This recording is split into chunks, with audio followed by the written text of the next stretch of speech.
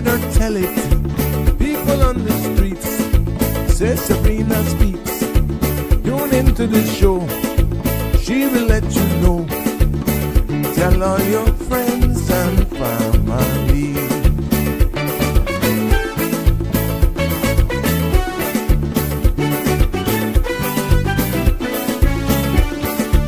Real talk is no joke. You get the news straight up from grassroots and concerns. You hear some people gone. So tell all your friends to tune in to Good evening, Cayman. I'm Sabrina Turner, and welcome to Sabrina Speaks, your daily dose of clarity, truth, and community insights.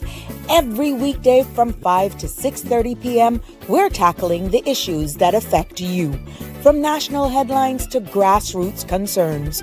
Whether you're in traffic or winding down your day, this is your chance to hear it straight and speak your truth. So buckle up, Cayman. We're not holding back. This is the show. We gotta let you know. Now we got to go.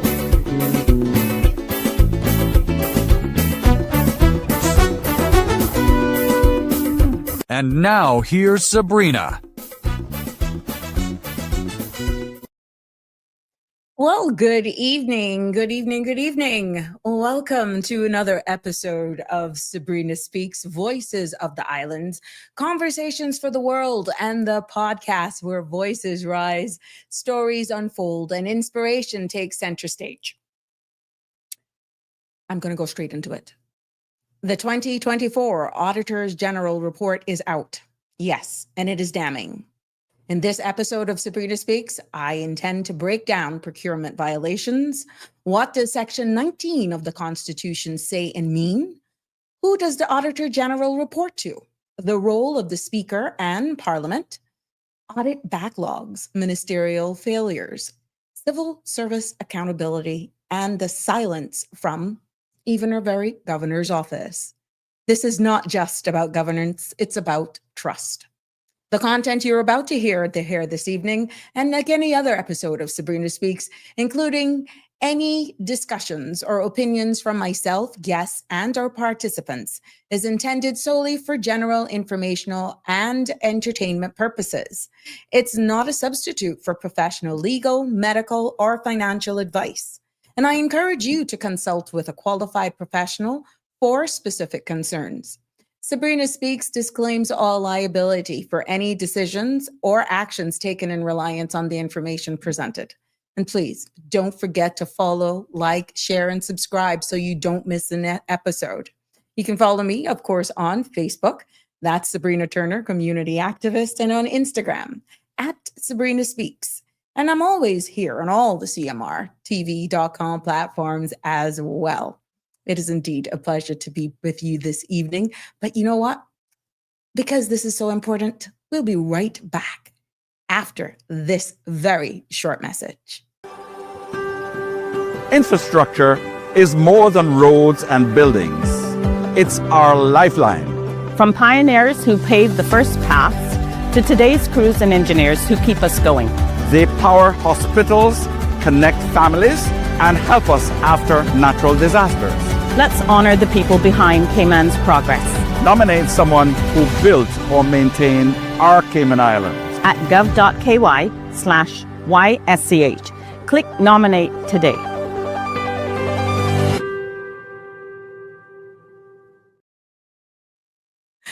Happy Tuesday, everybody. It's a beautiful day to smile, to be happy no matter where you are and what you're doing. I hope that so far this afternoon, you are having an enjoyable Tuesday. And it's so good to be back with you right here on Sabrina Speaks for another informative, definitely thought-provoking and engagement episode that is in store here for you today.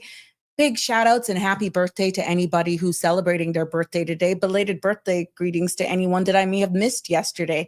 And for those who are upcoming and you want to celebrate early, happy birthday to you when it comes as well. Let's see who's in the house and commenting very early this afternoon. Hi, Connie. Good evening. It is such a pleasure always having you here. And yes, you were the first to comment. Happy Tuesday. Shaka Zulu. Yeah, you early too. How you doing? I hope your day has been going well. Good evening, Marshall. Very early today as well. Hoping that the fall temperatures are definitely getting you all warm and you're keeping warm and cozy. I'm looking forward definitely for a change in the weather here in Cayman. It's a little overcast. Some areas have been getting a lot more rain than others, but hey, it's not going to stop us here. We're going to put positive energy and positive vibes out there. Damian Henry, blessed good evening to you as well. Hi, Darlene. How are you? Good to have you. Yes, it's good to have all of you here.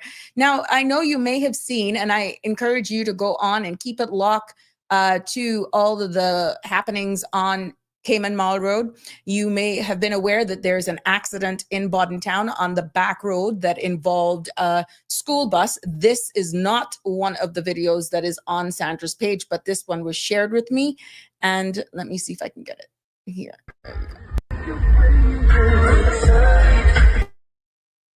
I just want to show you the image more than anything else, and from another angle of this accident. And apparently, yep, this is another accident. There was a car on the road that was actually caught on fire. Yep, and that's a school bus. So I'm not so sure if this video and what was actually on Mall Road is linked. Yeah, so that is another one, and you will see for yourself. Let's play it back over. You will see for yourself that a school bus was actually involved in a motor vehicle accident. It's alleged that some black vehicle was cutting it off. And we just want to be so careful on the road, but this is what's happening. This could actually delay you getting home. I don't know if it's a good thing, but it is on the back road. It's not on the main thoroughfare, but I know that's a huge residential community there in Bodden Town. I'm hoping that everybody was safe. And that, you know, we can just, we constantly advocating to be safe on the road. But yes, reports are coming in earlier. That's about 25 minutes, less than 45 minutes ago, on the traffic accident in Bodden Town involving a school bus. And of course, the information that we're sharing is early and suggested another vehicle was allegedly attempting to overtake the school bus when the incident occurred. Now, at this particular time that we're informing you of this, there's no word of any injuries, but motorists are expecting delays. Please use caution while traveling through that area. And by now, emergency personnel are on the scene, and parents and residents are urged to stay alert, drive carefully, especially during school transport hours. It's like, oh my gosh, I'm not going to point fingers, but I swear, not everybody adheres to our traffic laws here, and it'll be interesting. Again, just planning it out there. So I'm really hoping that none of those kids were actually injured, that no one was injured. But if it's for all of those persons who may have witnessed this, we're hoping that you'll speak up and that the person who caused this could have been more serious than what early reports are getting right now. Something like that would be deemed as a mass casualty, and that would put us in a total different position here this evening. And I am hoping right now, by early accounts, everything is going great and that we don't have any serious injuries at this time to report, because it's still early reports in, but we're going to keep it positive, of course. Hey, Chelsea, relaxing music. You're relaxing? I wish it was me, but I relax with each and every one of you every weekday from 5 until 7, because it's always encouraging, fresh, and waiting to bring you another episode of Sabrina Speaks. Hi, Lisa. Good evening to you. And of course, 936-8255 is the number to participate, to call in, and keeping it to what we're speaking about here today. And I want to break it down as best as I can. Now, when I say as best as I can, it's because it's that felt full of information today. Some of you were have seen yesterday's conversation where Denny actually said Section 19 of the Constitution. I'm going to break that down.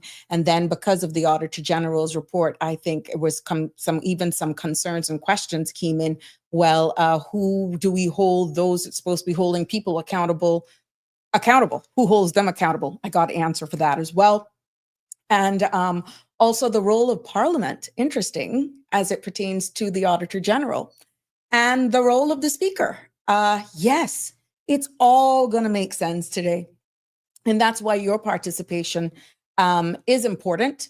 And even if you're weighing in and you want to participate, like I said, 936-8255 for contextual purposes, let's make sure we keep it in the confines of what we're talking about, or you can expound from a different perspective just so we don't lose the information that I am going to share with you this evening.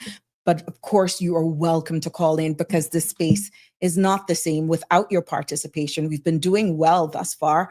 And again, I want to thank all of my new followers and subscribers. I want to thank all of those persons who may not even comment or who may not actually call in. But I know for sure that you are listening because I'm getting your feedback. You're coming up to me, and I thank you. I thank you for watching. I thank you for subscribing. And I'm hoping one day that we'll all be comfortable in actually coming out front and letting your opinion be heard. So let's get to it. A lot to pack in today. As I said for the beginning, and for those who may just be joining us, the 2024 Auditor General Report is out, and it's just not, to be honest, it's just not disappointing. It's damning.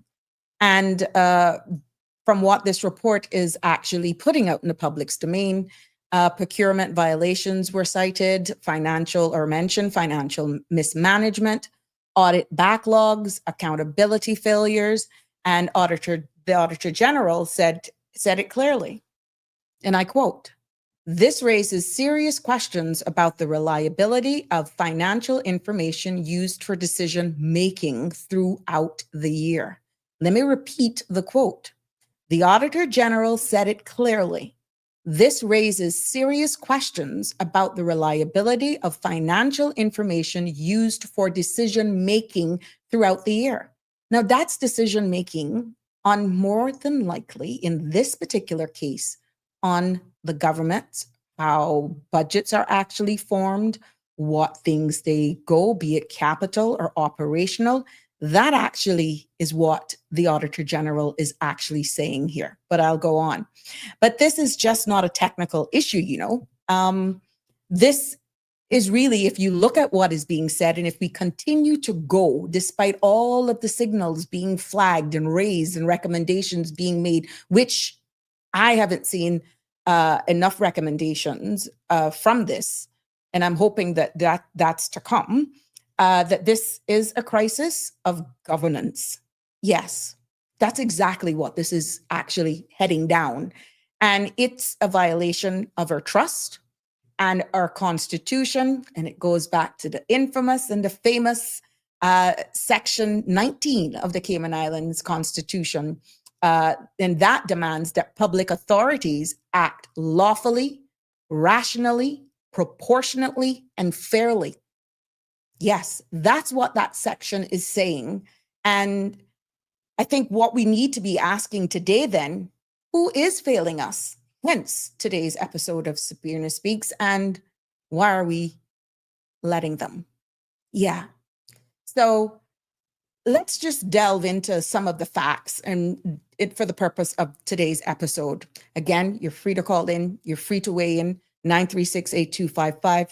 Put your comments, your questions, your concerns up there. I will read them, and we can definitely air this out as much as possible as we continue to evolve and learn, be informed factually.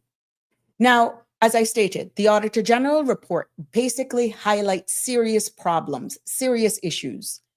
Some of the issues that were highlighted in that document really is the procurement violations. Procurement as in contracts awarded without proper tendering, despite there being a tendering process. Now, that means that your money, public money, is spent without true transparency when contracts are given without entering into a proper tendering process. What that also means, and this report also highlights, is that there's also an issue with financial mismanagement. And I'm going to give you some of the case studies that were cited to show all of what was highlighted. Now, Some ministries are using unreliable information to make decisions. Now, if that is indeed the case because we're not getting correct information as it pertains to how much money is really there, are they giving us far left in forecasting, far right, just to be hoping they'll end up in the middle? We don't know. That then leads to question with financial mismanagement. And ministries are using unreliable data to make decisions, and some ministers as well. And that affects everything. That affects what roads we get. It affects schools. It affects healthcare. It affects what services you're being able to access if you're a retiree or a senior. Even our youth for tertiary education and financing for scholarships and all this. It goes straight across the board, okay? Now, when it comes to audit backlogs, that too was also one of the highlights. And some ministries as well, some entities are years behind on financial statements. Stick a pin. As the former Minister of Health, they're behind by years. They're behind by years. And when I got in the Ministry of Health, just to digress a little bit, they only had the chief financial officer was not permanent. He was trying to be permanent. And there was only, I think, one assistant there assisting the chief financial officer in the Ministry of Health, understanding what that budget is all about. It wasn't until after that I secured the sufficient funding and to make sure that understanding where we were going with the size of the ministry, that even additional ministerial staff for the finance department was able to be hired. Now, when you're going through all of these audits that I inherited, I think I can go back to as far as 2017. I got elected in 2021. Now I stand to be corrected. And I'm no longer in office and they're still outstanding. And what I was told is how the Office of the Auditor General works is that they don't work in the current year if they're backlogs. And it is a duty in order to table these within a specific time on the floor of Parliament, but only after all of the questions, anomalies, and stuff has been answered. So to be honest with you, it was the operational arm, despite me kept asking, why am I here from 2021? Why can't they just start looking then in 2022 at the year of 2021 and how portion of 2021 was going under my remit, under my time in office? I was told no, that it was the Auditor General's department that said, no, they have to work on whatever year they were on. They were strapped on staff. It's not that I did not keep asking, but you trust what you're being told from the operational arm. Let's keep going, because I don't want anyone to say, well, if health is cited, for example, because they are, and they're behind by how much years, why she didn't do anything. I just explained it. So let's not put the cart before the horse. Let's get the facts. Another thing that was highlighted in the Auditor General's report was the accountability failures. We've spoken about that so much time here on this podcast. No consequences, no urgency, no leadership. What we as the Caymanian people, and I know you have been asking, I've seen it here. Who's watching the money? Who's enforcing the rules? And why are we tolerating it? Those are some of the questions that should really, really be at the forefront of our minds. Because when you look at everything that's coming out here, when the public funds are misused, it's not just numbers, you know. It's your future. It's your children's future. It's your quality of life. And what happens when no one is held responsible for just underperformance? So let's look at some of the real examples, that was actually pointed out. It was cited in this 2024 Auditor General's report that one ministry alone awarded contracts. One ministry awarded contracts. Sorry, not alone. I take that back. One ministry awarded contracts without proper bidding. Now that's a red flag.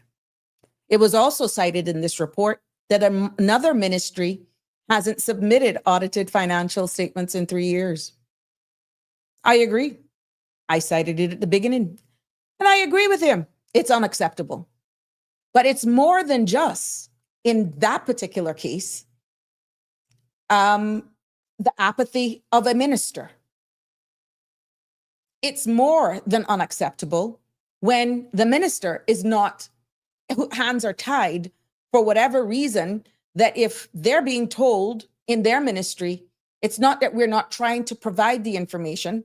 The minister provided the funding to get the amount of temporary staff, full-time staff to assist the chief financial officer, in this case, Ministry of Health.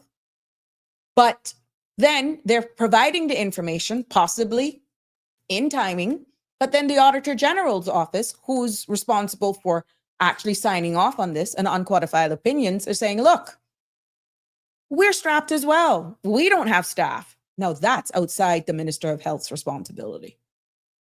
So we're having a cascading amount of issues that then still comes back for one particular ministry now being, and it's rightly so, 3 years behind. Some may be more, we don't know. And I agree with the Auditor General. Be candid, be open, report the truth. And it is unacceptable. Now, meanwhile, a few other ministries are doing very well, but you have to look then at the difference in the variance in responsibilities, the size of the budget, and also providing that excellence is possible. You have to look at the skill sets then within that ministry. You have to look at the size of the budget. You have to look at exactly what they're managing comparison to some of the others that may be outright behind. So you can't just paint them all with the same brush. You can't just paint all of them with the same brush. But that goes to show that excellence and directing proper or allocating proper skill sets and resources where they belong so that all ministries can perform at the same level, that one day excellence is actually possible. So again, it begs the question, what should Caymanians be asking? Why then are some ministries being held to standards and others not? Or even should it be, why aren't they all not performing at the same level? And who benefits when rules are ignored? Another question that should really be on the forefront of our minds is what happened when no one is held accountable?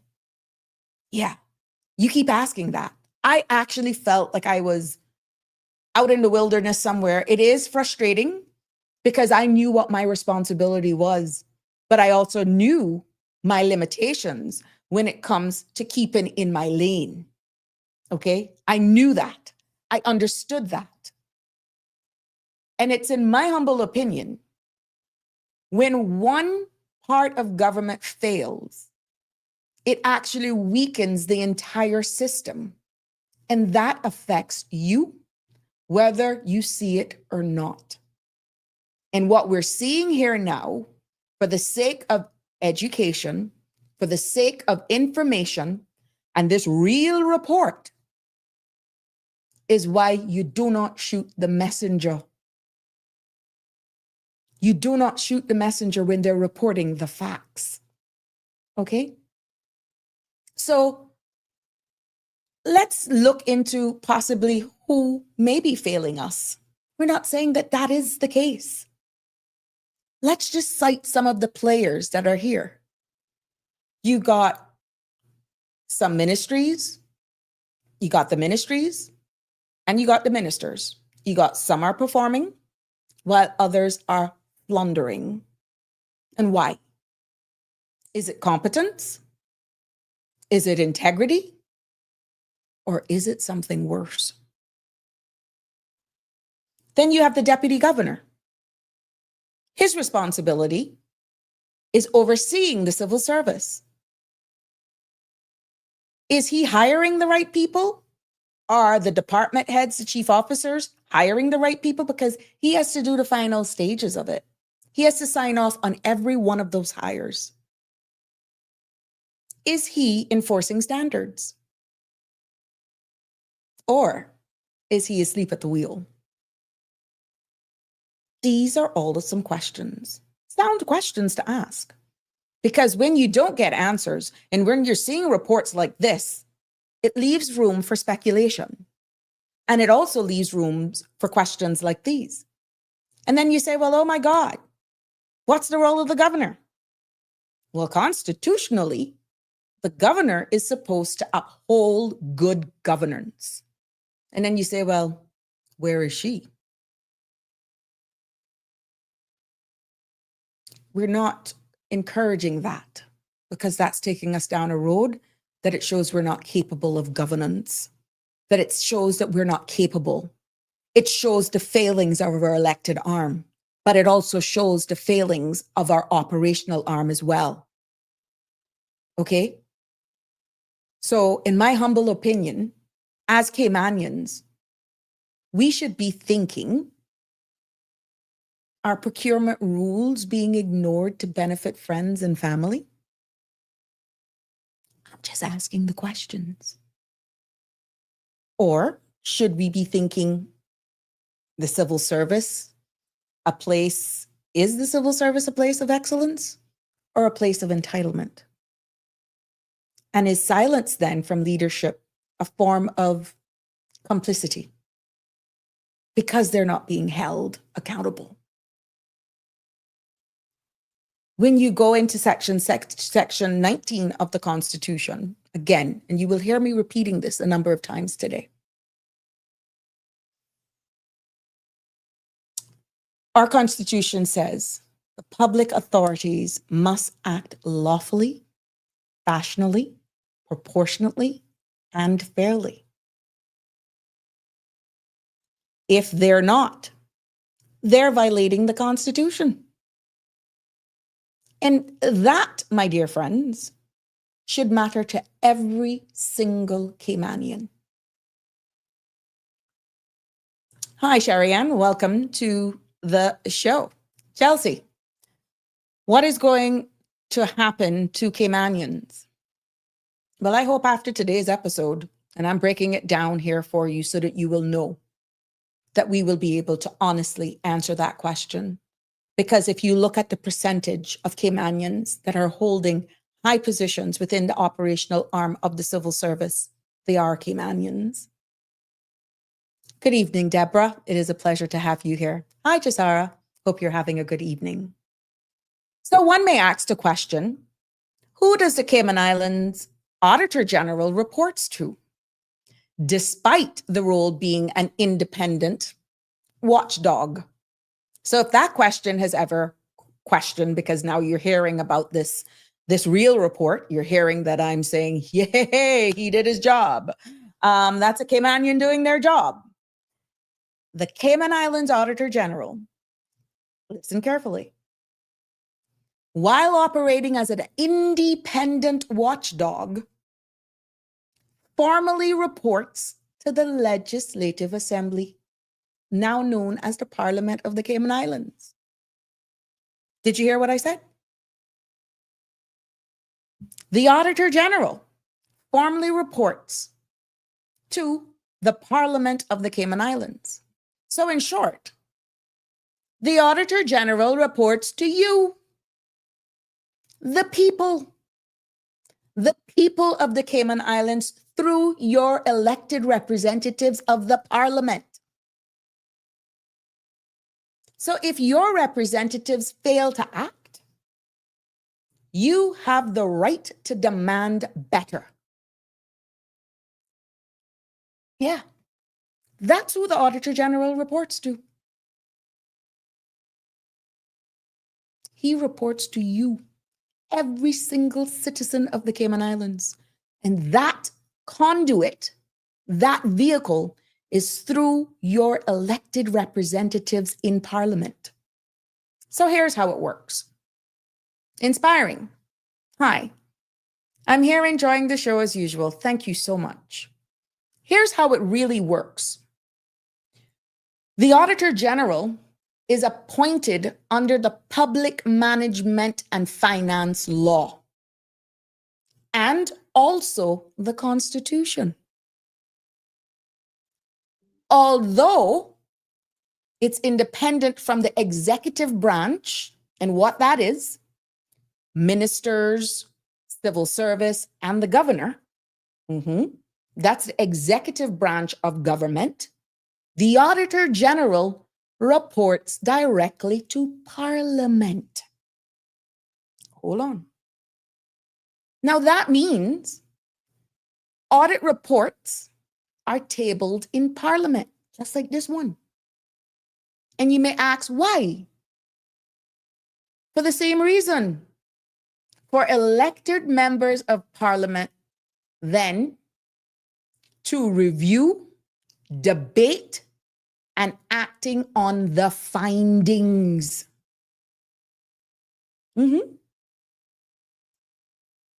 Audit reports are tabled in Parliament.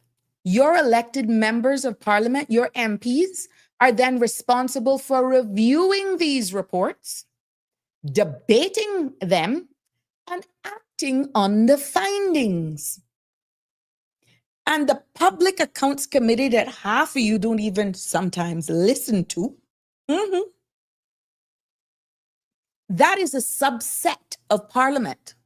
And that Public Accounts Committee plays a key role in scrutinizing these reports.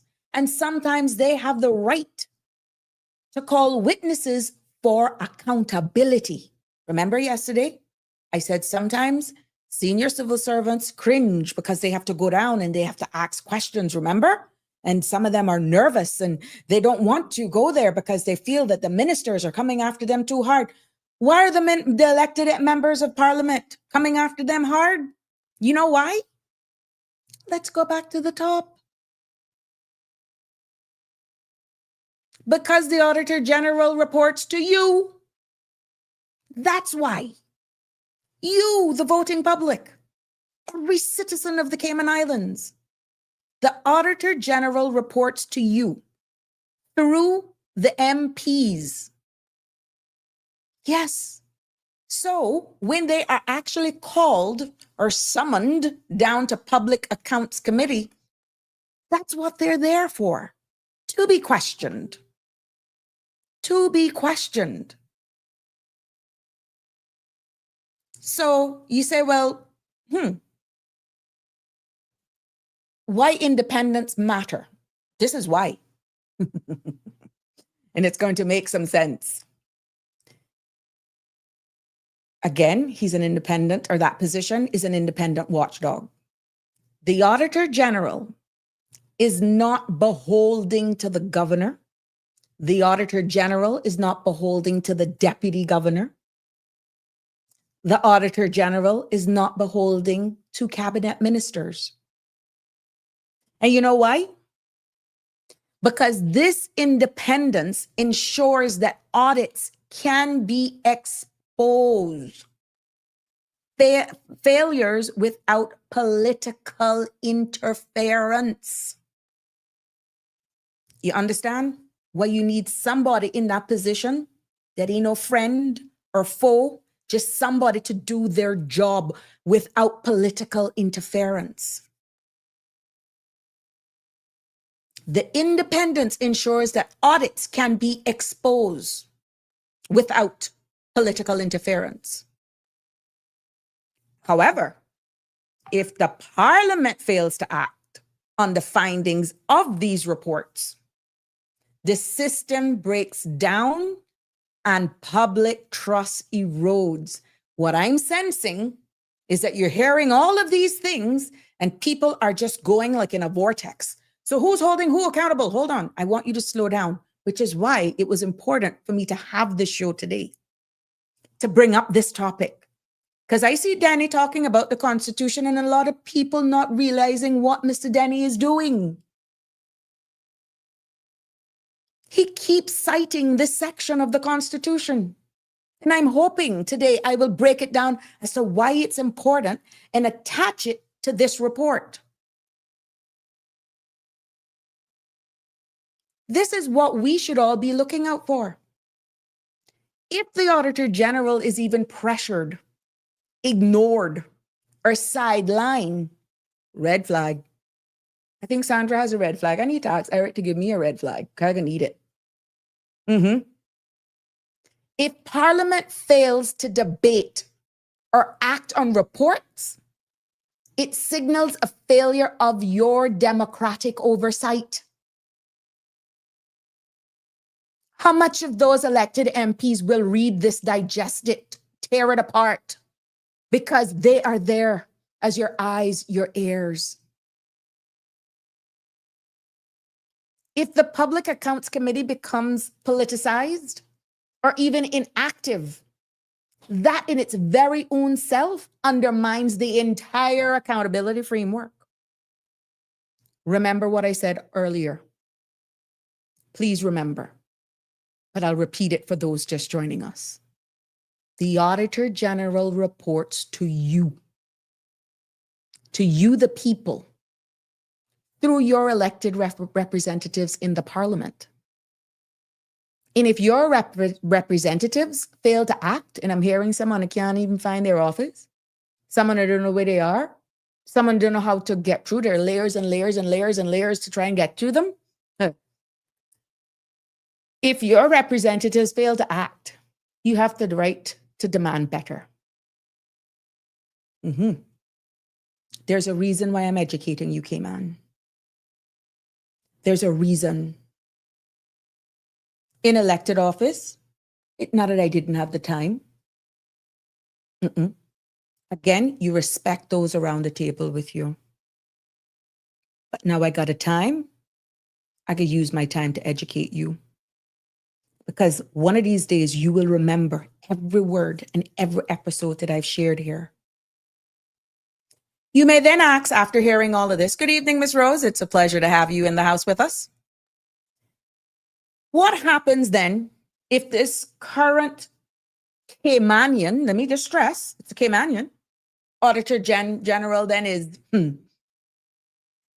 subdued, muzzled, drawn up for reporting factually, for being open in the expectations or in the executions of their duty.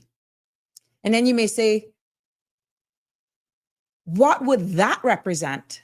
And why should we, the people, be concerned if future reports appear to be watered down in its material? You will understand yesterday when Siobhan called that we read the article, and both of us broke out in a laughter because we were like, oh boy, they're gone. But oh no, we're going to tell you exactly what his role is. Because if the current Caymanian Auditor General were ever subdued, silenced, or even pressured into watering down these reports, it would represent a direct threat to democratic accountability. It would represent a direct threat to transparency, and would also represent a direct threat to constitutional integrity here in the Cayman Islands. And you may say, why? Let me answer that for you.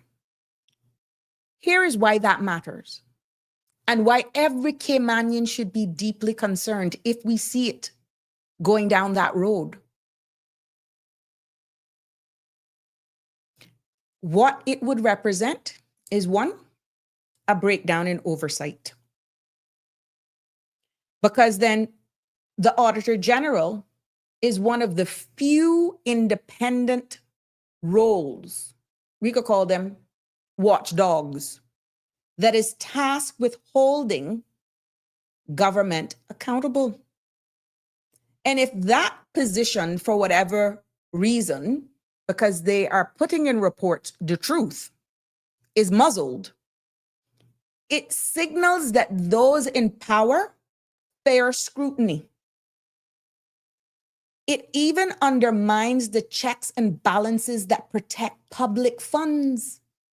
And just let me put that into layman's terms. It undermines the checks and balance of your money. So when you hear me use public funds, that's your money. And it also suggests that the truth is being suppressed to protect reputations or public interests. Yeah. Darlene, exposure is a hell of a thing, and a lot of our people couldn't handle it. They get vexed and vindictive. I will not answer that, but you are right, Darlene. Number 2, a violation of Section 19 of the Constitution means, and what it signifies, is that the same Section 19 guarantees that the public authorities must act lawfully, you hear it again, rationally, proportionately, and fairly. And silencing the Auditor General in whatever way, directly or indirectly, thank God this one is not on a contract, that's a Caymanian, silencing the Auditor General violates the principle of lawful administrative action. Silencing the Auditor General also undermines the fairness of rationality of government operations. Silencing the Auditor General also breaches the public's right to transparent and accountable governance. Yeah, I could go on to 3 because that one could be interesting. Inspiring. Who's failing Cayman is not easily answered with a single name. The failure is institutional and multi-layered. You're on the right track. Inspiring also says, weak internal controls, financial management deficiencies at the ministry and agency levels is one. Inspiring further says, insufficient oversight and enforcement from central procurement / oversight offices. Let me go on to number 3.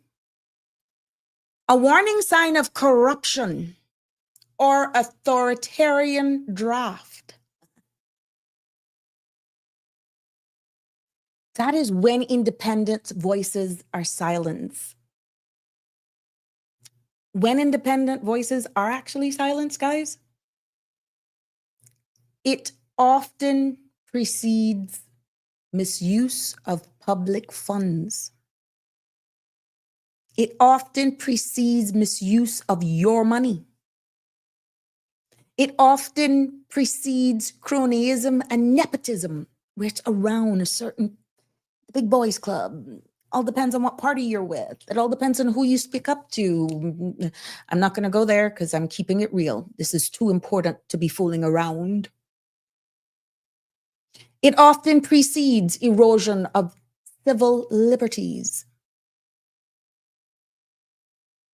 But most importantly, collapse of public trust. And from what I've been seeing here, and from what I've been hearing on other shows and other discussions, we're at the door of public trust. But knowledge, my friends, is power. And this is why it's so important for me to keep you in the know. And at various stages of today's discussion, I will keep asking the question, why Caymanians should be concerned about watered down reports in this context? I can give you a number of reasons why. 1, loss of truth.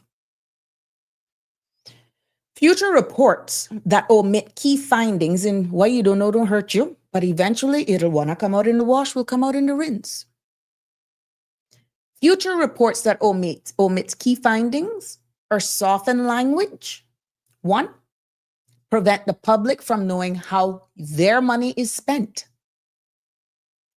And also loss of truth.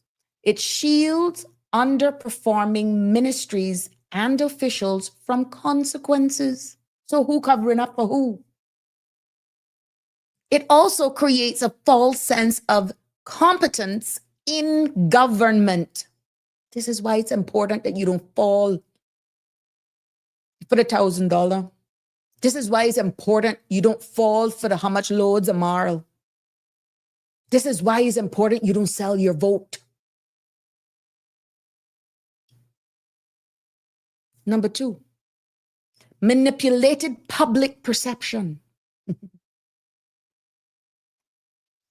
Watered down reports are a form of information controlled. And what they do? They mislead you. They mislead the public into thinking things are better than they are. And if you have a minister that's not switched on, if you have a minister that's scared to ask the questions for whatever reasons, or just swallow whatever they give you without asking questions, then you're accused of political interference. Houston, you got a problem. Something wrong with your minister, with your MP. Watered down reports, again, are a form of information control. And they undermine the role of the media and civil society. They make it harder for voters also to make informed decisions. But I gotta tell you why. It is imperative that you, the voter, keep switched on. Keep holding your MPs accountable. And if they're stumbling and fumbling over their words, it means they're not doing their work. It means they're not reading. Because if you can ask a more informed question than your MP who sits around, and worse, if they're a minister, Houston, you got a problem. If they go MIA, Houston, you got a problem. Inspiring. Gaps in the civil service leadership and accountability. Damien Henry. Erosion of public trust. Damien also says, damage to international reputation. Lisa Prendergast. Correct. Vote buying, Marl, 1,000, like you said. Panama trips. I don't know. I wouldn't know why it is because I didn't buy one. Yeah. Now, number 3 is the collapse of the democratic accountability. Because without honest reporting, there is absolutely no pressure to improve. Without honest reporting, poor performance becomes normalized. Hey, aren't we seeing some of these things? Aren't you guys seeing some of these things? Without honest reporting, the Constitution becomes a symbol and not a safeguard, for God's sakes. Yeah. We have said it here. What's the sense of having the Constitution if we're not even following it? We've said it here all the time. So what this means for the future of Cayman, you may ask. Hi, Andrea. Good to have you. So good to have you here. If the Auditor General is actually silenced, it's not just his voice or the position's voice that's lost. It's yours. It's yours. Any threats, anything for doing their job through the Auditor General, your voice is being silenced. And you know what that means? It means that the very same system that should be working for you is protecting itself and not you, the people. You know what else that means? It means that the Constitution is being ignored and not upheld. It also means that the future is being shaped by secrecy and not transparency. They use that word and they do not know the meaning. And if you ever dare ask them, you're the worst person on the planet. So you say, well, Miss Sabrina, what do we do? You have the right to defend the independence of the Auditor General's office. Stop saying the paper Caymanian and not generational, the man Caymanian. Stop it. They are a Caymanian. And that was echoed by the deputy governor. Stop it. Look at the role. Don't miss the forest for the trees. In this particular role, all we need is someone to do the job that is not for sale, that has a moral compass. Defend the independence of the Auditor General's office. And for full disclaimer, I don't know who this individual is from the man in the moon. Just let me make it clear. The topic today is about the report. And I applauded the report. And whoever's behind the report is doing their job. I don't care if it is a 11 Siobhan line, something from Methuselah. I don't care where they're from. They're Caymanian. They're Caymanian, okay? And they're doing their job. So what us Caymanians must do is continue to defend that independence. Because let me tell you, the 2024 report, if that is setting the bar for what they're capable of doing, better things and greater things are to come, but we have to defend that position's independence. What else can Caymanians do or must do? Demand full, unedited reports with clear findings and recommendations. Demand your MPs to read them and to come back to you and report and break it down in simple terms, because I ain't gonna be doing their job for them. If I can do this, they're getting paid to do it too. I am giving you the high level of responsibility. So when you go to them, you can go to them bold, firm, and knowing you're speaking the truth.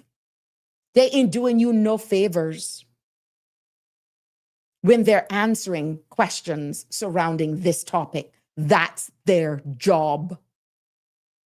And if they send a surrogate or if they send a messenger, you've been shortchanged. What Caymanians must do? Speak out. If future reports appear diluted or even vague, or something doesn't sit right, speak out. Your silence means consent, means it's okay. Your silence does not give you protection. The silent majority can no longer remain silent. What else Caymanians must do? Hold leaders accountable for any attempt to suppress oversight. Because let me tell you something. The truth, once the truth is compromised, everything else follows. Trust will be compromised, justice will be compromised, and the very word democracy should never cross your lips again, because that is also compromised. Darlene, maybe they took off with our money again. Lisa. But we have an Auditor General's bullied and pushed out years ago. We had the truth told, but our people are too busy trying to put food on our table and fearful, so they will not act. Well, I tell you what. Lisa, the only thing I can say to that, based on what you have said, that's past. The fact that I'm spending so much time here doing this, then we take what we get. We take what we get. But I don't think all hope is lost. All hope is not lost. Again, once the truth is compromised, everything else follows.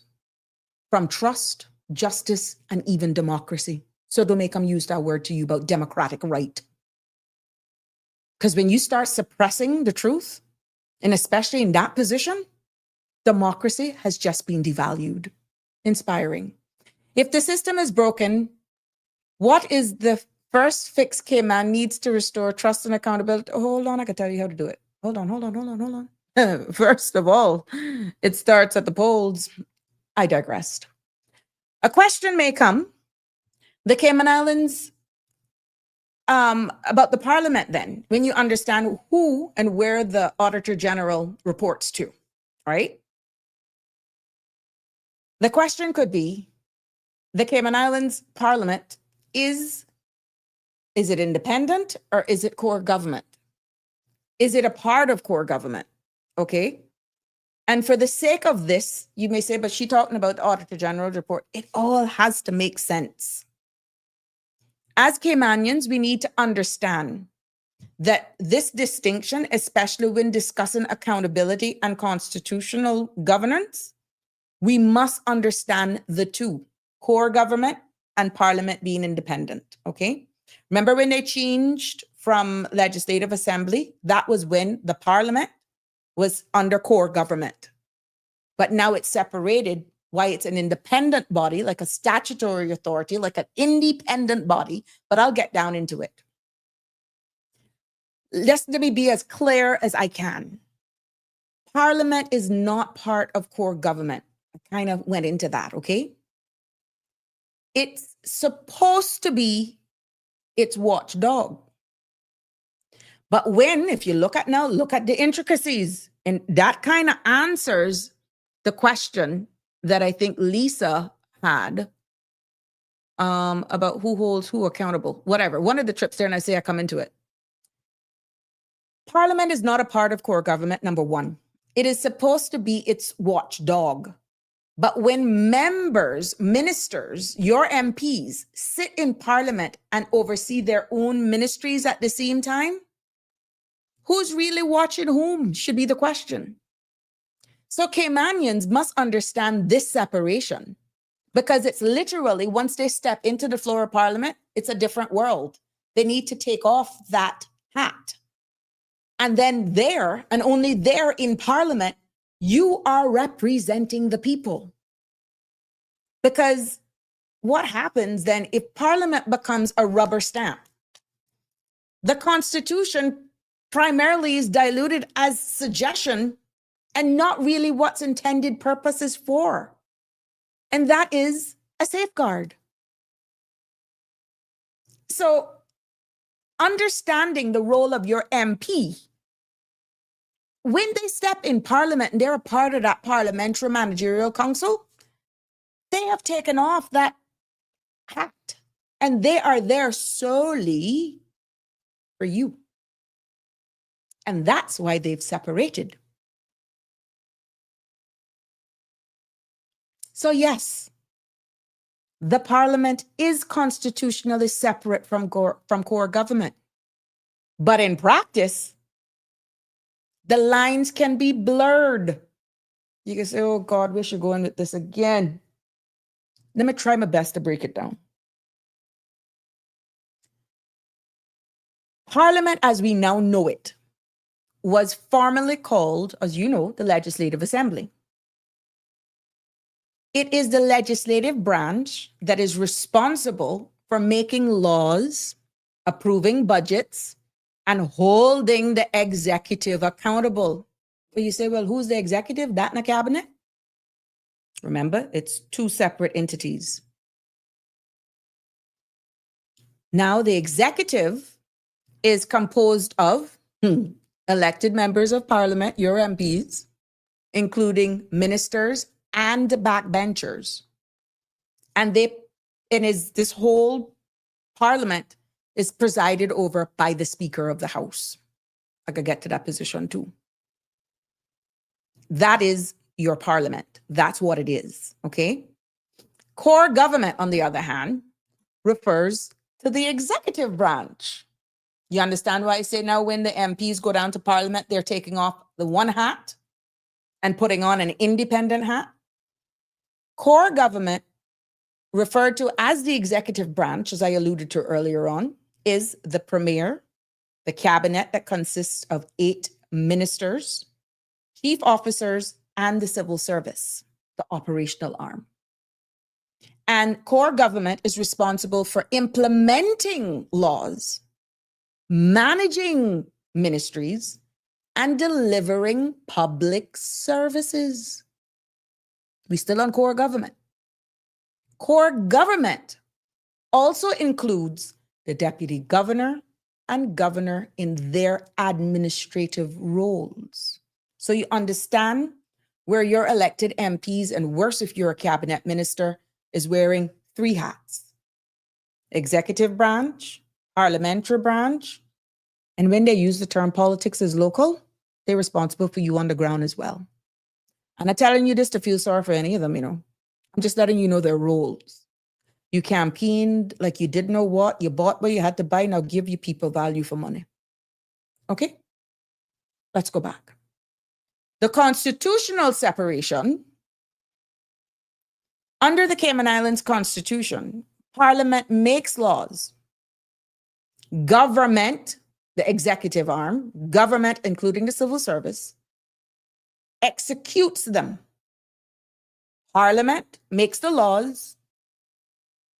Government executes them. And Parliament is meant to scrutinize and challenge the government, not be part of it. So you say, well, how'd that work? Sabrina, this sounds like a maze. I didn't tell you it was easy. That is why you will hear that there's no steeple on that Parliament. Now you understand why? It's hard for some of them to juggle to serve you and be a part of the executive. Now, this separation is essential for checks and balances. But what happens when you have that hybrid that's just lurking all over the place? And I know some of you may be a little confused. It is a bit confusing because many ministers are MPs and they sit in Parliament while running their ministries. So you say, oh my God, that's a conflict of interest. That's what happened when we separated, which is a good thing. This dual role can blur the line between oversight and execution. This dual role can create conflicts of interest. Oof. It not me. I'm telling you the facts. This dual role also can reduce effectiveness of scrutiny. And worse if they don't show up to work. Worse if they don't read. Especially if backbench MPs are silent or partisan. And I'll tell you what that is too. Here's another question. Why should Caymanians understand this? Because Parliament, my friends, is your voice. It should challenge the government, but they're challenging themselves, not protecting the government. And if Parliament fails to hold ministers themselves accountable, chief officers, or even the governor accountable, it's not doing its job. Now, understanding the separations will help us as citizens demand better governance and use the Constitution to enforce accountability. So even everything that I'm telling you is factual. In the real world,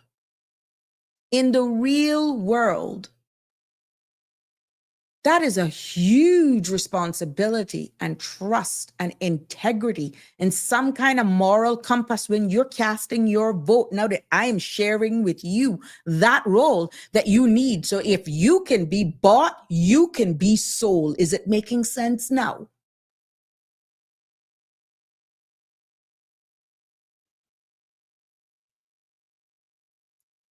We were talking about Parliament.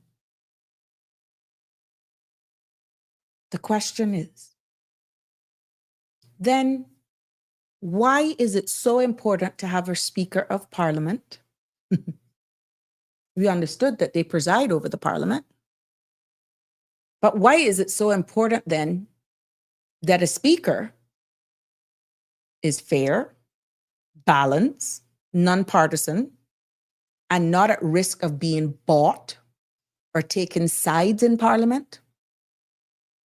And for the sake of this, I will also break down as best as I can the meaning of nonpartisan for education purposes. It is vital for the health of Cayman's democracy. And that word is going to come up a lot here this evening because there is strength in our numbers and there's power in your vote. It is absolutely vital for the health of our own democracy that the Speaker of Parliament is fair, balanced, nonpartisan, and beyond reproach. Especially for us being a small jurisdiction where, every politician's and political influence can easily become personal. In many cases, family. Who not cousin, who not married to this one, who not, well, we're not going any further than that. But what I'm saying, you get the point, okay? But the Speaker of Parliament is not just a moderator, as some of you may see in the whole wig and gowns and having a driver and prestigious thing and preside over them and knock down their gavel. No, it's not just a moderator. The Speaker of Parliament, they are the guardian, that role, of fairness. If they take sides, the system then tilts. God forbid if they're bought, the people are sold out. And that is why my Caymanians must demand a speaker who is not a participant in political games. That is why my Caymanians, you must demand that they are the protector of democratic rules. Because if that person in that role fails, Parliament also fails. And when Parliament fails, the Constitution is just paper. Where's Sabrina going with that? George, I soon get to you.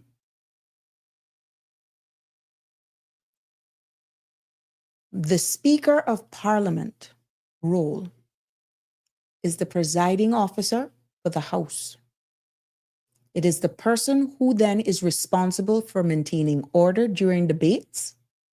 That person is enforcing the rules of procedure. That individual is deciding who may speak and when. That individual is ensuring that all members of Parliament, that includes your MPs, are treated fairly. That person is also representing the dignity and independence of Parliament itself. You heard the word dignity. The Speaker is not supposed to take sides, and I shouldn't even use the word suppose. The Speaker do not take sides. Their job is to protect the integrity of the legislative process and not to advance any political agenda. You realize the job description of the Speaker? That's just scratching the surface. So why must the Speaker be fair, balanced, and nonpartisan? Because the Speaker is the referee of democracy. The referee is biased. Because if the referee is biased, and we hope to Christ they're not, the game is rigid. It's rigged. It's not true. If the Speaker is the referee of democracy, which they are,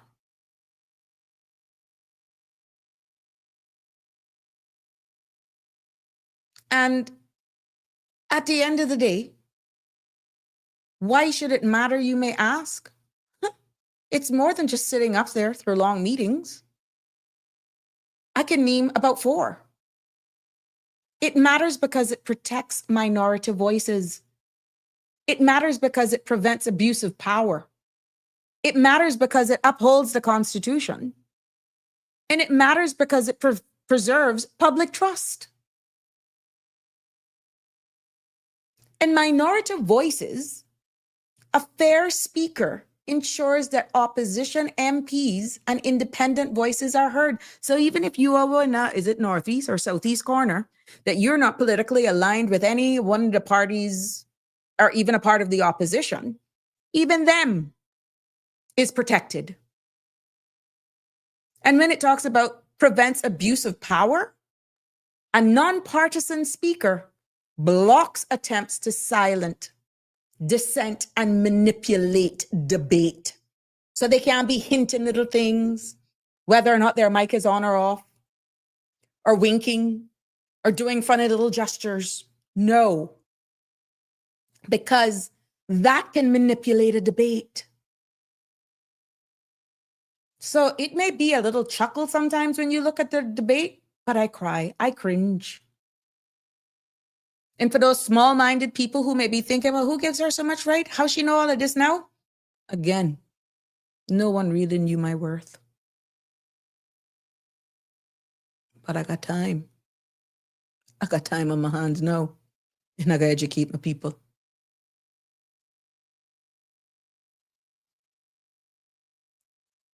So again, as I continue with why the speaker must be fair, balanced, and nonpartisan, number 3, because it upholds the Constitution. And what I mean by that, the speaker must enforce the rules to protect lawful, rational, and fair governance. You see, I'm coming back to section 19 of the Constitution again. In number 4, it preserves public trust. Caymanians must believe that Parliament is a place of truth, not a blessed theater. And oh my God, some of them need a grammar for acting. Caymanians must believe that Parliament is a place of truth, even though it's adversarial. Don't take away from the fact and not turn it into a theater. Because when it becomes acting, that's a reflection of you. Because remember, those MPs represent you. In the context of the Speaker of Parliament in the Cayman Islands, for the purpose of nonpartisan, the term nonpartisan means that the Speaker must remain neutral, unbiased, and independent of political party interest or loyalists while carrying out their duties. You hear what I mean? That what nonpartisan mean? A speaker who's nonpartisan. They have to remain neutral. They have to remain unbiased and independent of political party interests or loyalties while carrying out their duties. No political favoritism means the speaker must not favor one party. They must not favor one MP. They must not favor even one minister over another. A non-partisan speaker also means no involvement in party strategy. They must not use or even participate in any political maneuvering or policy debates. Your speaker should have no public alignment whatsoever. I bet you that I'm diluting it now. Your speaker should not publicly express support for any political party or even candidate. Your nonpartisan speaker is responsible for fair treatment of all MPs, whether government or opposition. All members of parliament must be given equal opportunity to speak and also to be heard. And I'm quite sure if you review some of those proceedings, you go wonder and think back of all of those that were speakers. Can you label them as nonpartisan? Now that I've given you the definition of nonpartisan as it pertains to the holder of that seat? Lisa, you agree. George. So who enforces the law? Paying for your own work permit is illegal. Why is it allowed to happen and the employer is not prosecuted for collecting the fee from the employee? First, they got to be investigated, George. And if they're not investigated, which that is the enforcement arm of WORC or CBC, whichever one now, you got to catch them first. Are they willing to put in the time to properly investigate? Is the person who is aware that they're paying for their own work permit willing to go and make the report and not be scared of retribution or nepotism, or that friends in there will protect the employer? These are all the questions you have to ask. Lisa, we are broken, but our people are not paying attention, but they better wake up today.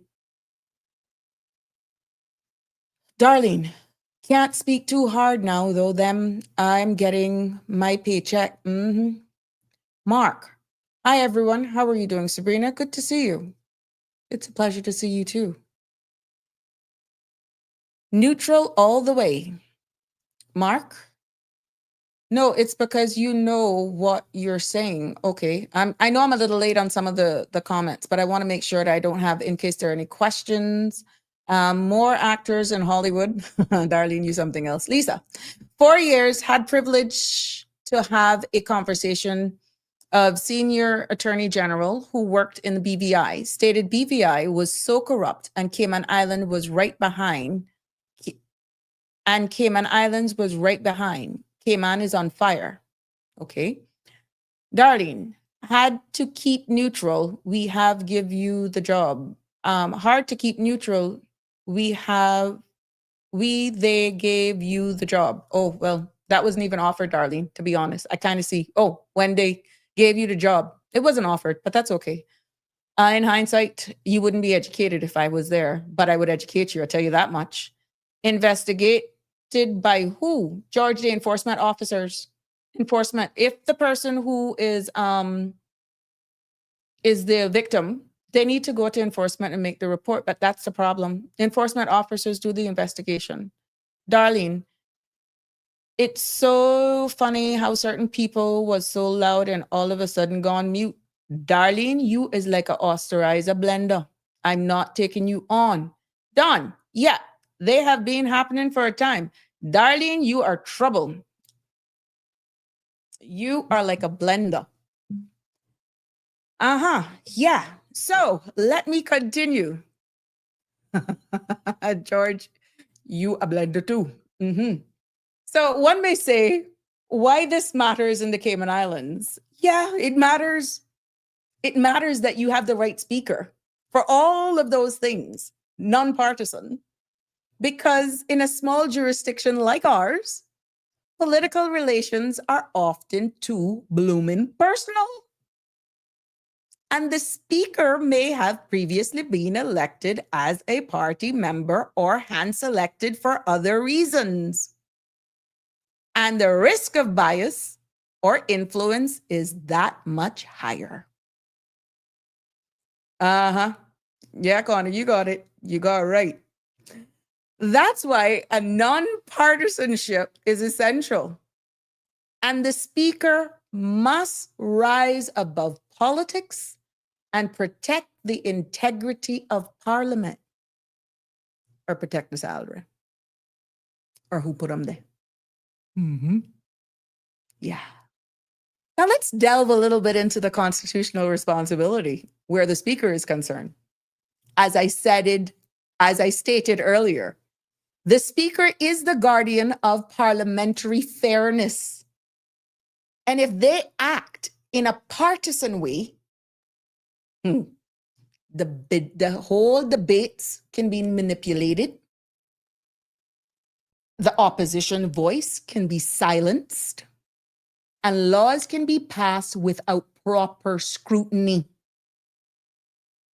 And that, my friends, undermines Section 19 of the Constitution, which demands, I can repeat it again, lawful, rational, proportionate, and fair action from public authorities, including Parliament itself. So let me put this Section 19 in plain English. Because when you pick up the Constitution, and now with the power of Google, you can find it yourself if you doubt me. Section 19 of the Constitution is titled Lawful Administrative Action. Now, Cayman, it requires that all public authorities, including government departments, civil servants, and statutory bodies, must act lawfully. What does that mean? They must follow the law rationally. Their decision must make sense and be based on reason. Proportionately, their actions must be appropriate to the situation and not excessive or abusive. Okay? They must act fairly. And meaning they must treat people justly and without bias. It also gives every person the right to lawful administrative action. And it also gives every person the ability to challenge decisions that are made that violates these principles.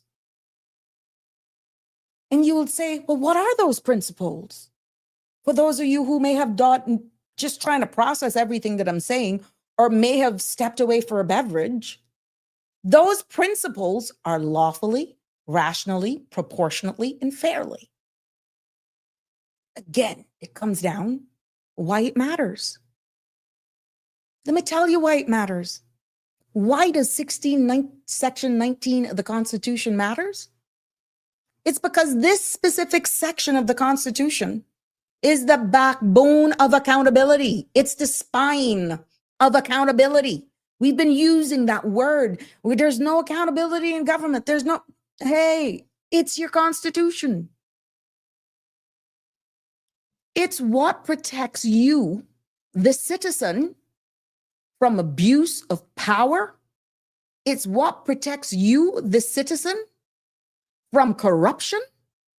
It's what protects you, the citizen, from incompetence. And if a government ministry awards contracts without proper bidding, if a ministry ignores procurement rules or fails to submit financial statements, that's not just bad management, Cayman. It's a violation of Section 19 of the Constitution.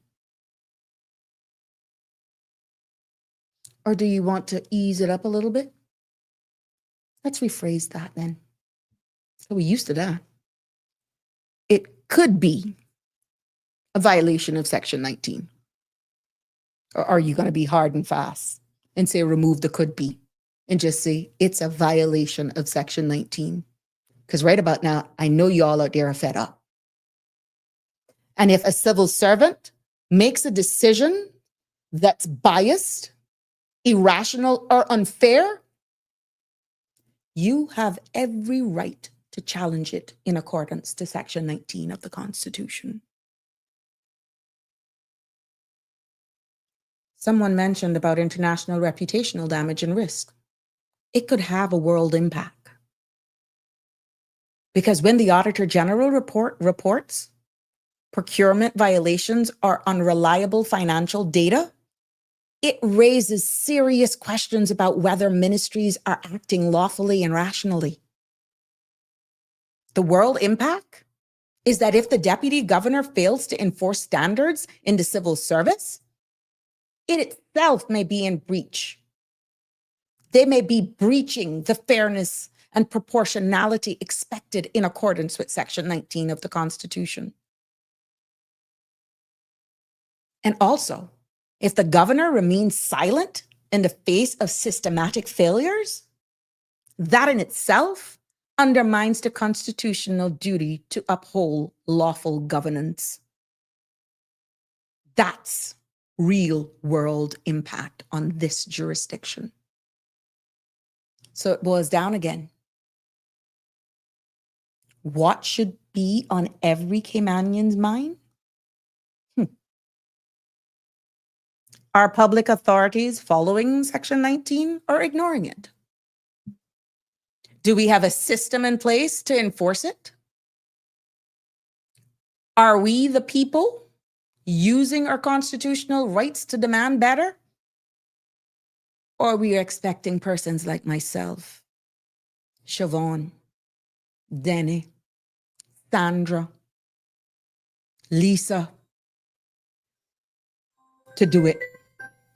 Because Section 19 isn't just legal language, you know. It's just not there on paper. It's a promise that government will serve the people, not itself. Good evening, caller. Welcome to Sabrina Speaks. What's on your mind? Howdy do. Well, since you're raising holy hell, I thought I'd say amen. I actually get a kaboom from you. How are you? Not bad. I didn't hear the entire show, but there's one part back when you were talking about the parliament, Mm-hmm. which, by the way, I don't. It's not a parliament in name.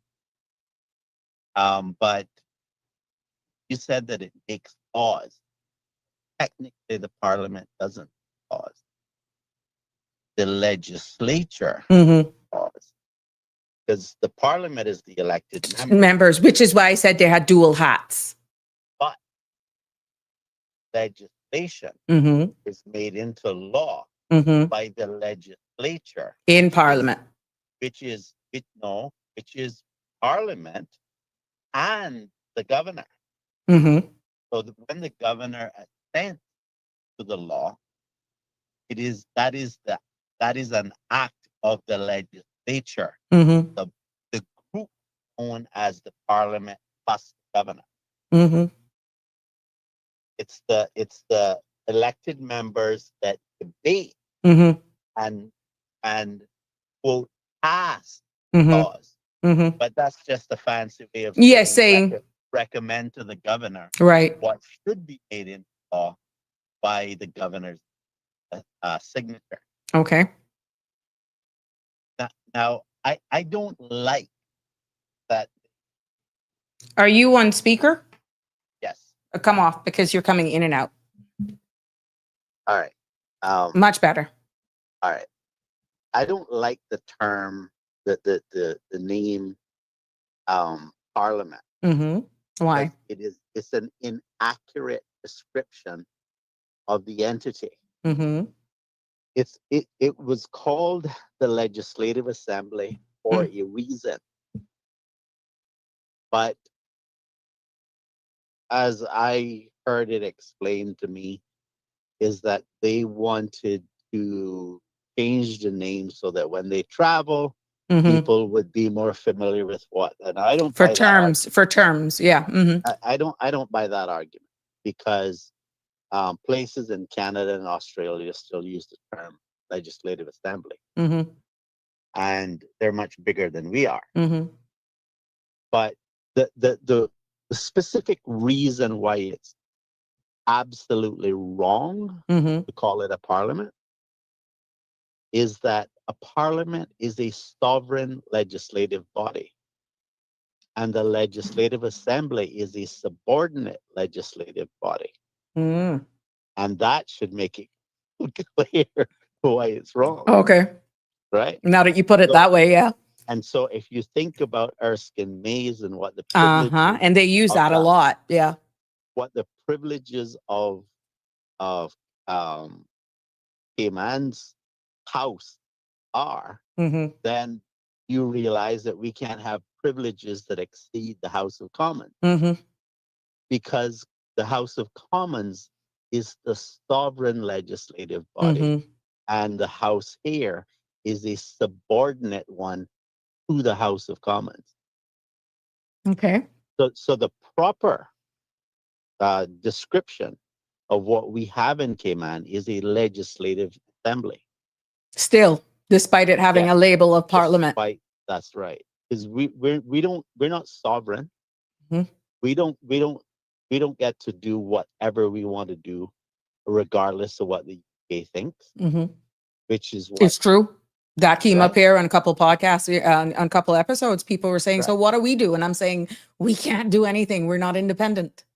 Now I begged desperately when they were doing that for them not to do it, because I said it was going to make conversation more difficult. Mm-hmm. Because when you say that you have a parliament and you think about a parliament in countries doing, what they feel like for their country, Mm-hmm. then you start asking yourself, well, how come our parliament can't do it? Mm. And it's not until you realize that we don't actually have a parliament, which is why we can't Can't do it. do it. So, but I kick and scream sometimes, and people just simply just ignore it. I'm calling your name, caller, only because I have heard you on a number of episodes here and you've posted a number of things here. And because it's not hitting, it's not sticking, I'm hoping that people will appreciate what you were saying all along. Because I gave the example the other day, it was a comment that you made. I said, we didn't appreciate Bojangles either. We didn't appreciate Taco Bell. I only used it in the form of restaurants so that it could stick home. But I bet you if any one of those franchise, we saw how excited people were of Olive Garden. We had an Olive Garden here once. It didn't last for whatever reason. I'm not going there. But what I'm saying, we also had a Tony Roma's. You were probably in many times in your discussion ahead of your time. As we continue to erode, I am here. I am strategic in how I choose my topics because our people need to be informed and they need to be educated. So when I call your name, it's a matter of drawing reference because you have been saying a lot of what I have said here today. But it didn't stick for whatever reason. Well, there's two things, right? One is knowing what to do, but the more important part that Caymanians need to work on is having the courage to do what we know we're supposed to do. That's the really hard part. And is that from all angles? Civil society, civil service, leaders, that sort of stuff? Just including the general Public. Yeah, I mean, just all around, because you see, what has happened to us, believe it or not, we live as bad as we might think it is. The fact that we have just an indoor bathroom means that we have amenities that even kings of the past didn't have. So relatively speaking, we have a very comfortable life. And people don't want to interfere with that because they got children in school, or they got a mortgage, or they got something. But the truth of the matter is that if we allow those things to make us be fearful, we're going to risk all of it. Because the word you didn't use today, I think you hinted at it, but the word you didn't use will rip us apart. and that is corruption. I used it. Well, I didn't hear all the show, so Yeah. I used it. I the broke it phrase that I down. heard Yeah. the phrase I heard you use, you didn't actually say it. But it was there. But I used it in a different context to say where it could lead for perception. Yeah. Okay. And so what politicians do in many instances is they use their authority and their resources and they divide the public. And by dividing the public, it makes us weak. And we lose. Now, it's not appropriate. When for you divide the politicians- public, it makes us weak. Is that what you said? Yes. Okay, weak. Makes The word weak weak. did not come across. Okay. It makes us weak in that we lose out on the ability to hold our employees accountable. Now, when you use the language that they like to use, you don't think of them as employees, you think of them as our leaders and we're their followers, if you use their terminology. Mm-hmm. But in essence, we are shareholders in this company called the Cayman Islands, Mm-hmm. and they are our employees. Mm-hmm. Now, the responsibility of the shareholders in a company is to ensure that that the management of the company is running the company properly. Mm-hmm. Well, that's us, the general public. We need to make sure that the civil servants and that the MPs are actually doing things properly. But that requires courage because sometimes you have to say things that some people don't want said. Somebody's asking And- me to give you a kaboom. Thank you. And there are instances in which when you stand up to politicians, they will be spiteful. Mm-hmm. Huh, And tell me about it. I wrote that chapter, Danny. and so yes, it might be uncomfortable for us in some moment. Yeah. But what you have to keep in mind is the bigger picture, Mm-hmm. which is that if you don't do what is necessary, it will get even worse. Yep. Now, I'm going to raise an issue right now that some people might not understand why I'm all frustrated about it. And this is digital ID. I got Because the way- a show coming on that, and I will invite you because I need to hear your side, not to cut you. I Yeah, have a okay. show coming on that. But you see, with that, nonpartisan as a host. But I have to see it full circle, if you understand where I'm coming from, to be a proper moderator. Yeah. Well, let's put it this way. I'll hold off on that for right now until we get into that show.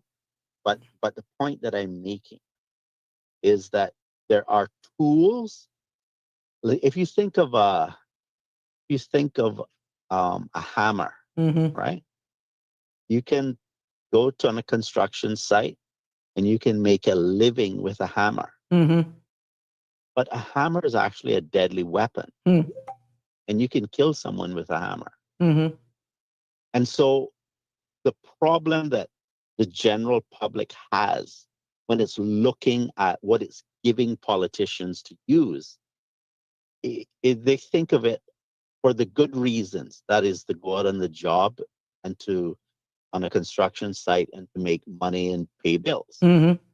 They're not thinking that the politician is going to use that hammer as a weapon against them. Mm-hmm.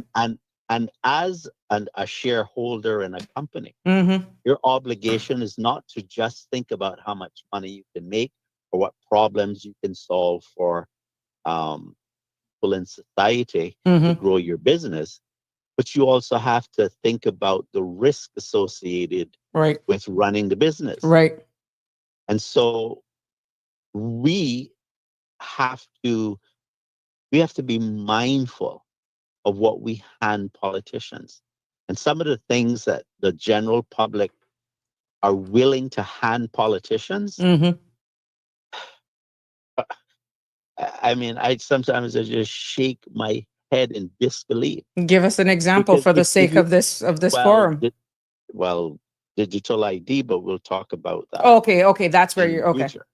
Yeah.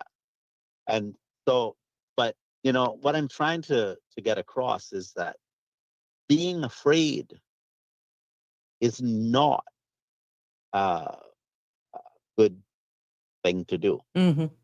Even if you're afraid, we still need to do the right thing Mm-hmm. and hold politicians accountable.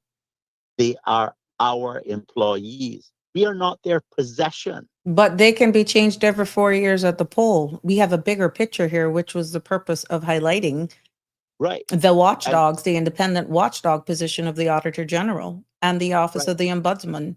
And that understanding what those positions mean for the voice, for the representation of the citizens of the Cayman Islands. Right. And when I But say citizens, it doesn't matter what political colors you wear or how much money you have in your bank account. Those positions represent everyone. okay, that's fine. However, what I'm talking about here is there is it's not when we look at politicians and what's happening in the country, Mm-hmm. it's not just the people that we're looking at Yeah. that's driving the policy. Mm-hmm. It's the power behind the Behind. throne Okay. driving the policy. So those people can be from just about anywhere, Mm-hmm. depending on the integrity of MPs. Mm-hmm. So the forces that we're fighting against and the resources that we're fighting against just sort of depends on what the subject is. Mm-hmm. It may be in our best interest and it may not be in our best interest. Mm-hmm. And when you look at finances being behind by 3 years, Maybe more by now. well, what you could be looking at is obscuring a truth until a period of time at which people would say, well, That that's gone. so That far water under the behind. bridge. That's water Yeah. under the bridge. And they're just hoping that you'll just Get it right leave it now. alone. Mm-hmm. Yeah. So what we need to do is we need to insist that it be done better. The system of accounting that we use that we took from Zealand, Mm-hmm. New Zealand. New Zealand doesn't use that anymore. But yet we're still using it. Yes, we're still using it because it was It wasn't too working. bureaucratic, as yes, not efficient, Nope. and that doesn't mean that we shouldn't have sufficient amount of detail for transactions, but we need those transactions to occur in a way in which not only are they efficient, Mm-hmm. but that you have an audit trail that could catch who may have amended something, and you need to have certain level of menu security in order to access editing functions so that you minimize abuses Mm-hmm. and corruption. We have to get that correct. If it's wanted. Well, well, Just devil's I advocate. yeah, I think most people want it because there is what causes the uncertainty of who gets in and who doesn't get in as an MP is the swing vote. But that element that's the swing vote is not the majority of the country. Mm-hmm. So I think the majority of the country would want it to be done properly, but they're kind of at the mercy of the person who take $1,000 and a load of marl and all that other stuff that tilts the balance as to who actually gets in the house, Oh yeah. right? So we have lots of work to do, but if we don't, we listen, in the Cayman Islands, we have an awesome opportunity to build a country. Correct. It could be amazing, Correct. but we're squandering it. Yep. We're hemorrhaging, not squandering. We're right now hemorrhaging. We as a people, we need to get our act together become politically mature. Yeah. Now, when I use the word political, some people might be thinking, well, I don't get involved in politics. But what politics really is the subject of the interest of people. Mm-hmm. And if you're not interested in things that affect your life, I don't know what to say to you. I want you to Right? 'Cause repeat that because who gets involved in politics should be what? Or who? What type of People- individuals? well, people who have an interest in things that affect their lives. Now, What happens when you're beholding then to a party or a party leader or for some big people who are funding a party or have hidden agendas? well, I used to be a part of the PPM when they first started. They were doing things right for a while, and then they went off the rails and I left. So what you need to do is you need to vote with your actions. You need to demand that the right things be done or you disassociate yourself. Okay. That's what you have to do. Mm-hmm. And now some people don't want to ruffle feathers in that way. But where has But it gotten us? That's right. It's not going to get us where we need to be if you accept somebody doing the wrong thing, if you accept manipulation, if you accept corruption, if you accept bribery. There are some people who hold a view that they're just going to not be bothered with it. They don't watch the news. They're not going to participate. They're just going to take care of their family. As long as it doesn't affect them, they don't have nothing to say. Mm-hmm. Hold on Well- a second. This to me merch just called Danny.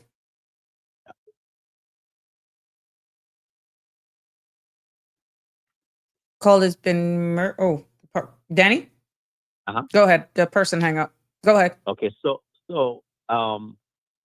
but the truth of the matter is this, is that just because you don't take interest in politics doesn't mean politics won't take interest in you. It's true. 1 second. I'm going to Okay. try to do this again.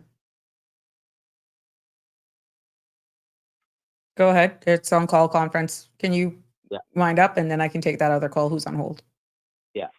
So I just want to encourage people to try to be as informed as possible. I'm trying my best to be honest, Danny. I'm trying my best here. And I thank you for repeating that, but it's true. There's a reason. Yeah, and have the courage to defend Mm-hmm. yourself, Mm-hmm. because it is impacting your interest and the interest of your children. Correct. And in the future, when your children look at the Cayman Islands that we live in, Mm-hmm. are they going to say that my parents fought as hard as they could for me to have the best future life possible, Mm-hmm. an environment to live in? Or they Or capitulate they or sit they just down, fell for everything. did Yeah. nothing, Yeah. and just allowed the Yeah. corruption to destroy the country? Yeah. Anyhow, take care. Thank you very much. Always a pleasure speaking with you. Thank you for your contribution. Good evening, caller. You're live on Sabrina Speaks. What's on your mind? Oh, hold on. Don't speak. I got to give him another kaboom, which is about a total of 3, but I'll just do 1 for good measure and to honor Cayman's kind request. There you go, caller. What's on your mind? Welcome to Sabrina Speaks. Hello. Is he finished? Is he finished? Yes, Or he just- is. He is. It's your time. Okay. All right. Good evening, Sabrina. How are you? I'm fine. Thank you. First and foremost, I want to say thank you again for an awesome show. I want to say thank you for trying to encourage, enlighten, educate, and impart knowledge. So important for all of those kids are in universities, all of our parents that are behind, everybody that is in this country, Mm-hmm. everybody that went out there and voted and wasted or put their time out, shouldn't say wasted, but put their time out to go to political meetings Mm-hmm. to hear what was coming on board. This show, what Mr. Warren has said, what I have said before, and I'm so much that I can tell and impart as well. these are the things that our people need to understand. He hinted on it. It's called digital ID, and there's a lot more that many of us will be able to talk about it later on for a different show. But I want to tell my Caymanian people, all of you that are being silent and showed up at the polls but are not paying attention and demanding that corruption be nipped, that investigations be done, that we're going to hold the employees, we are the employers, the employees, members of parliament, members of the legislative assembly, or politicians accountable. We are going to end up. We are not going to be the billionaires. We're going to be the ones at the bottom of the table looking for the crumbs. And what many of us are trying to do is to let you know, as Sabrina is a passive servant, so am I. We're trying to let you know, Cayman, that things are happening.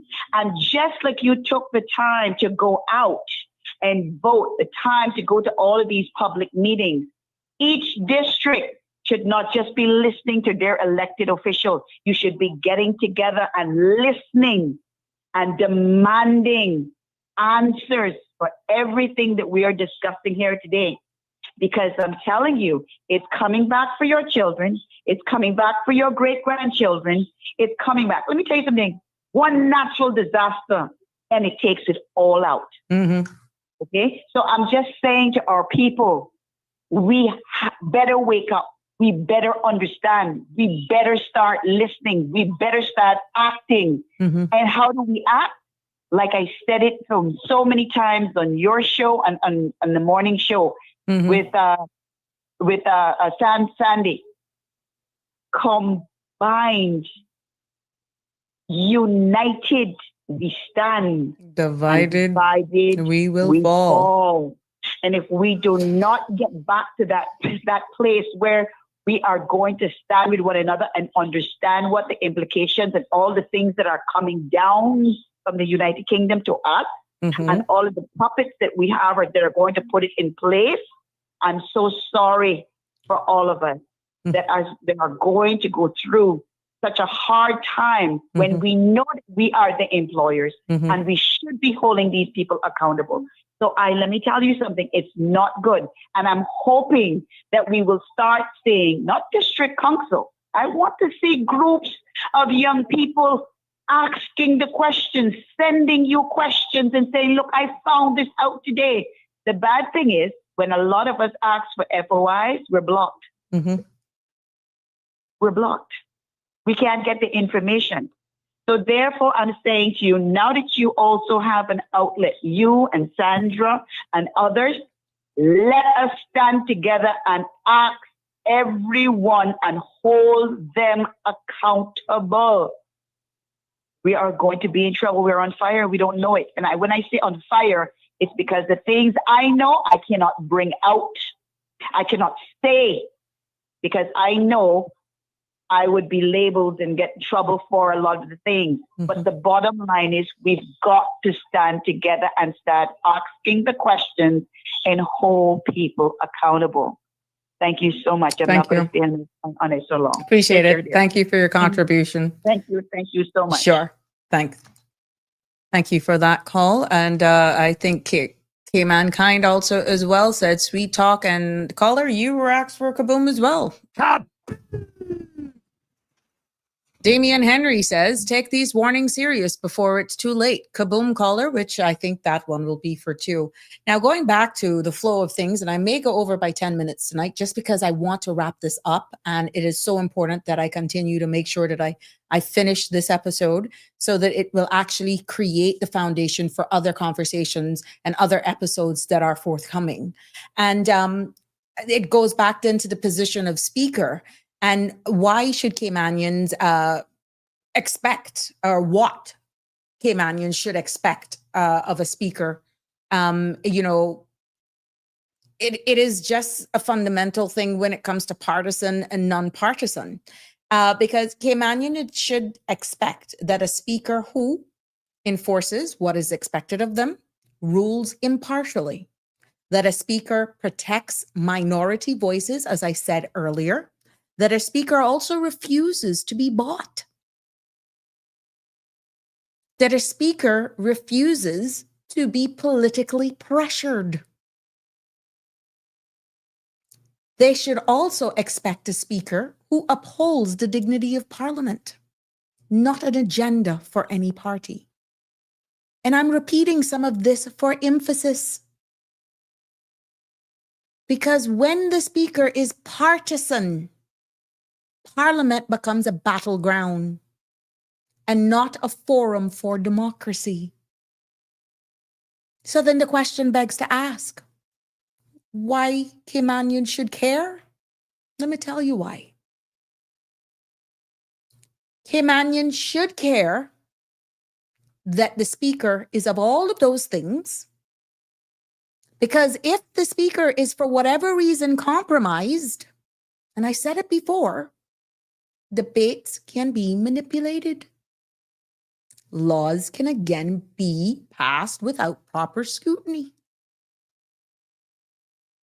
Corruption can be shielded, and the Constitution again be ignored.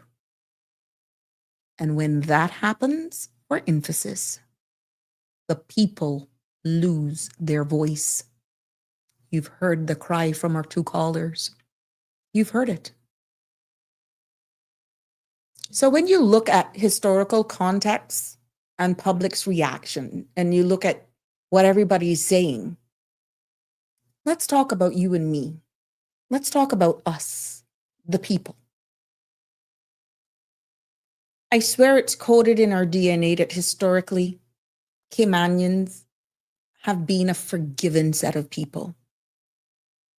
We've trusted our leaders. We've also hoped for the best. But hope is not a strategy. And silence is not strength. Every Caymanian should be thinking, are we too quiet when things go wrong? It goes straight into what the callers were saying. Should us Caymanians be thinking, do we hold our leaders to the same standards we hold ourselves? Should we as Caymanians be thinking, are we protecting our Constitution, or are we just outright ignoring it? Because going back to Section 19, as I said, isn't just legal lingo, legal jargon. It is a safeguard, it's a shield. And before then, a call, and that's why I had to repeat this. It is a promise. And if we don't defend it, who will? Darlene, kind of difficult to be done if you are a part of the problem. You're quite right, Darlene. That speaker money is good. Cannot mess that up. Not today, Bobo.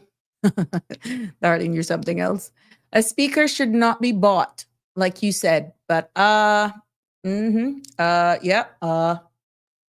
So, what can we, the people of the Cayman Islands, do?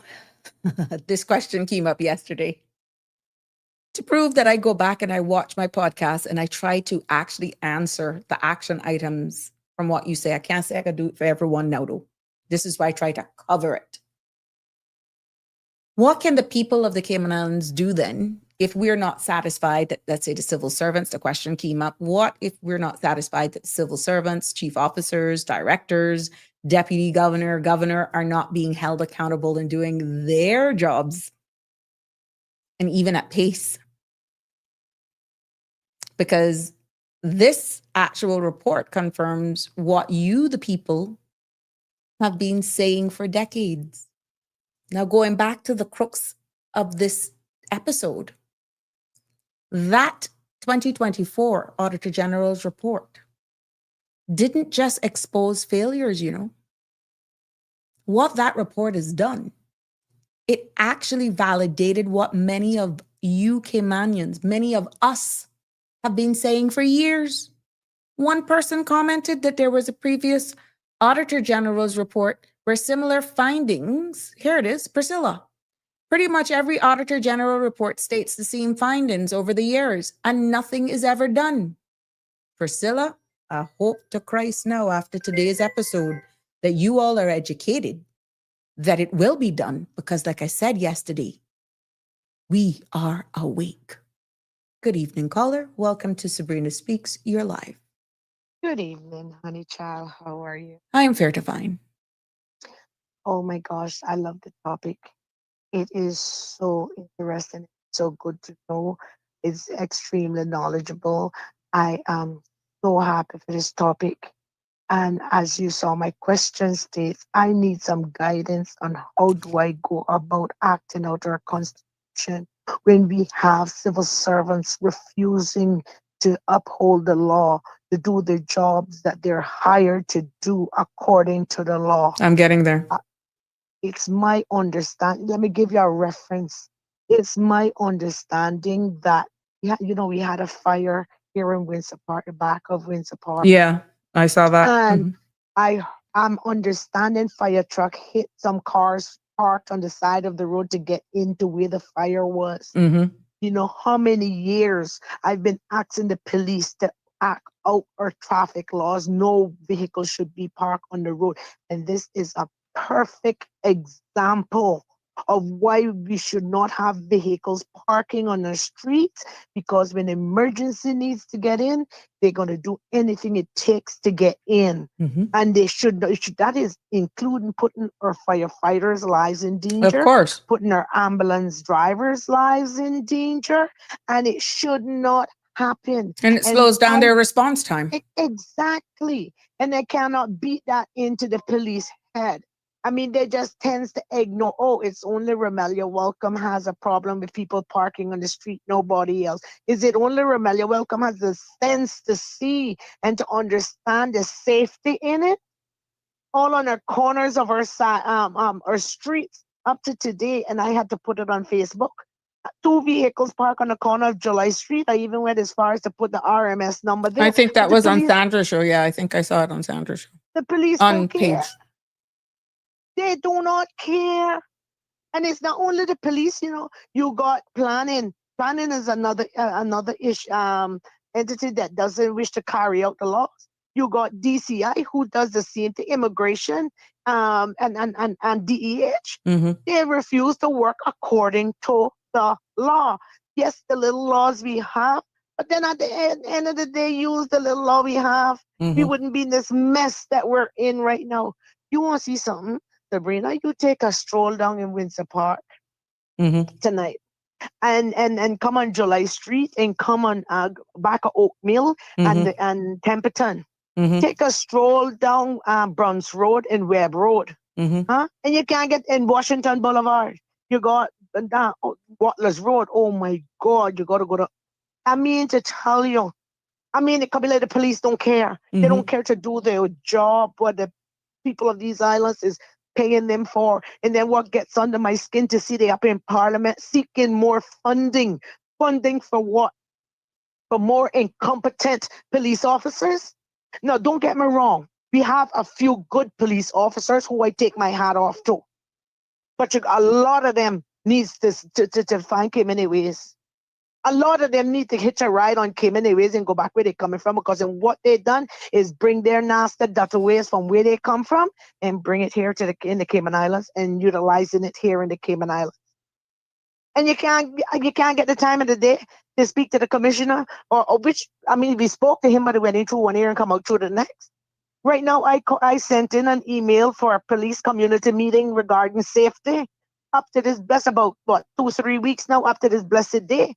I haven't gotten a response because they don't care. But I would like to know how to utilize that with pursuing, taking them to court or holding them accountable. That I would really like to know how to go about that. Stay tuned. Thank you, darling. All right, my love. You see, these conversations are so deep that if I jump ahead and skip chapters, it's going to lose you. But these topics will actually come to the forefront and it will again make sense. But as it pertains to what I was saying, this validates, this Auditor General Report validated, it validates what many Caymanians have been saying, as we rightfully say, right? So let me just do as best as I can in the time remaining. And I'm going to ask you to stick with me, please, because I like the feedback that I'm getting, and might as well me just wrap this whole episode up instead of having to come back. I will try my best to do pretty much a breakdown of what we should do. And it goes right into what that caller was asking, what Caymanians can do, both constitutionally and practically. All right. And I'm going to do a little breakdown. So you're going to have to pay attention. The 2024 Auditor General Report didn't expose, as I said, the fractures. It validated exactly what we were saying. And that accountability in government is slow, uneven, and often absent. So when you ask, what can we, the people, do when those in power, even the chief officers to the governor, the DG, as you may feel, is not doing their jobs with urgency or integrity? Here's one of the things, a number of steps you can do. By invoking your constitutional right, especially the same Section 19 that I broke down. The Section 19 of the Cayman Islands Constitution guarantees that every public authority must act, and I'm repeating it again, rationally, proportionately, and fairly. And if they don't, you have the right to challenge them. So what do you do is your question. You file a formal complaint with the relevant ministry or the office of the ombudsman. You demand a written explanations for decisions that appear irrational or unfair. What else do? You have the right to seek judicial review in the courts if a public authority violates your rights under Section 19. Remember the power of the Constitution. This Section 19 isn't really symbolic, It's enforceable.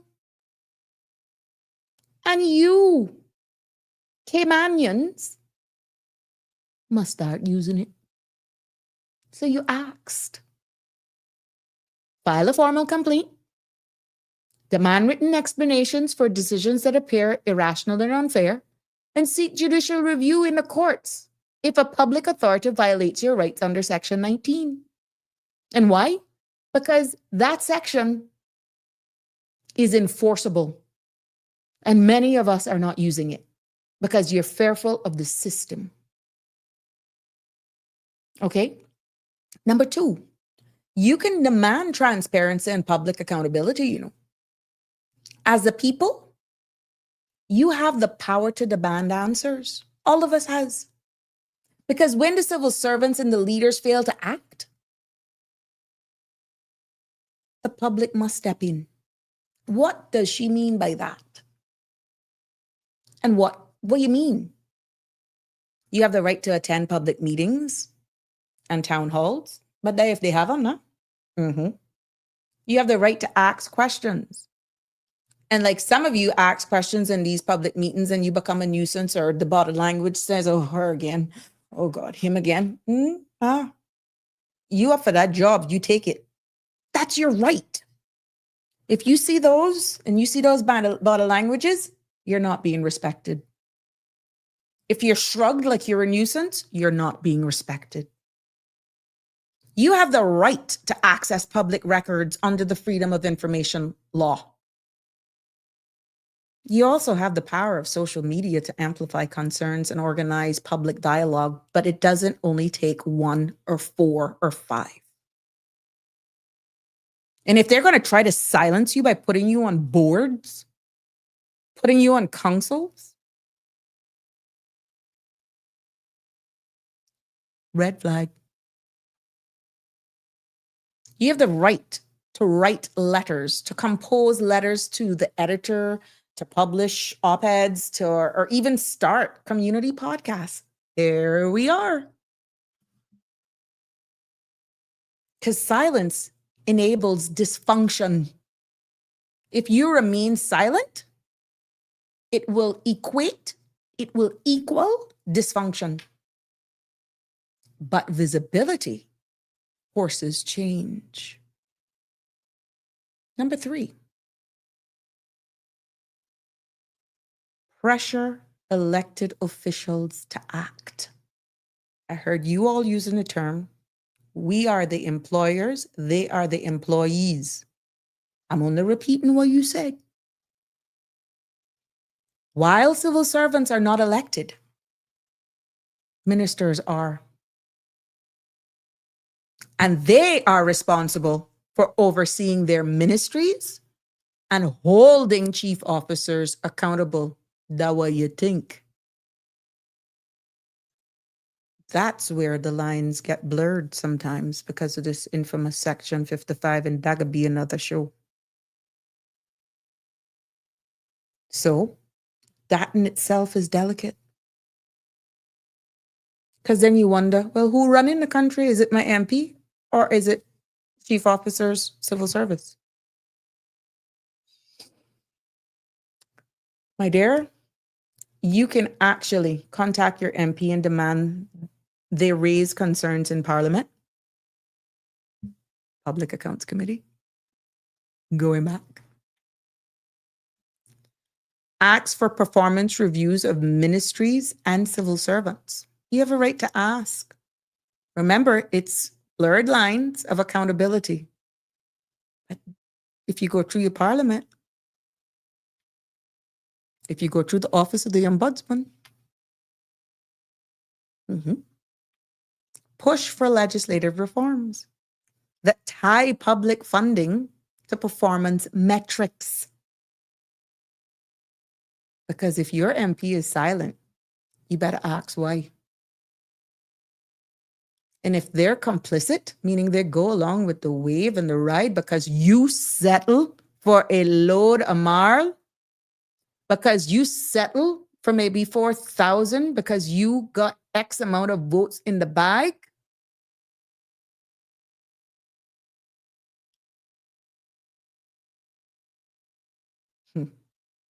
that's what you get.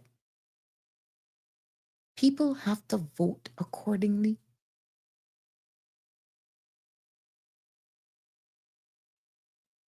So you ask,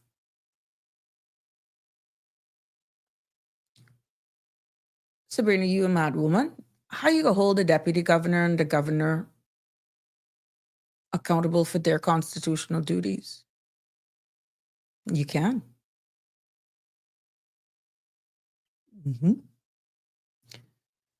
The deputy governor oversees the civil service, and I know that.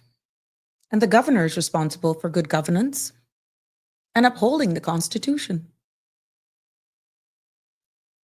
So if you feel that they're not doing their job, then what do? You can write formal letters to both offices demanding action on the Auditor General's findings. You can also request public statements or press conferences addressing the failures. You can also call for independent oversight panels to review civil service performance. And if those two persons fail to respond, it raises serious constitutional questions.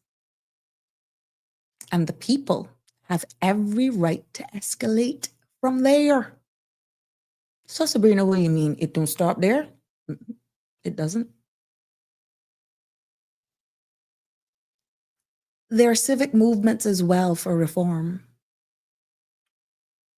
Because change doesn't come from one voice. It doesn't only come from 2 podcasts, CMR and Sabrina Speaks. It doesn't just come from the Cold Hard Truth, Sandra and Sabrina.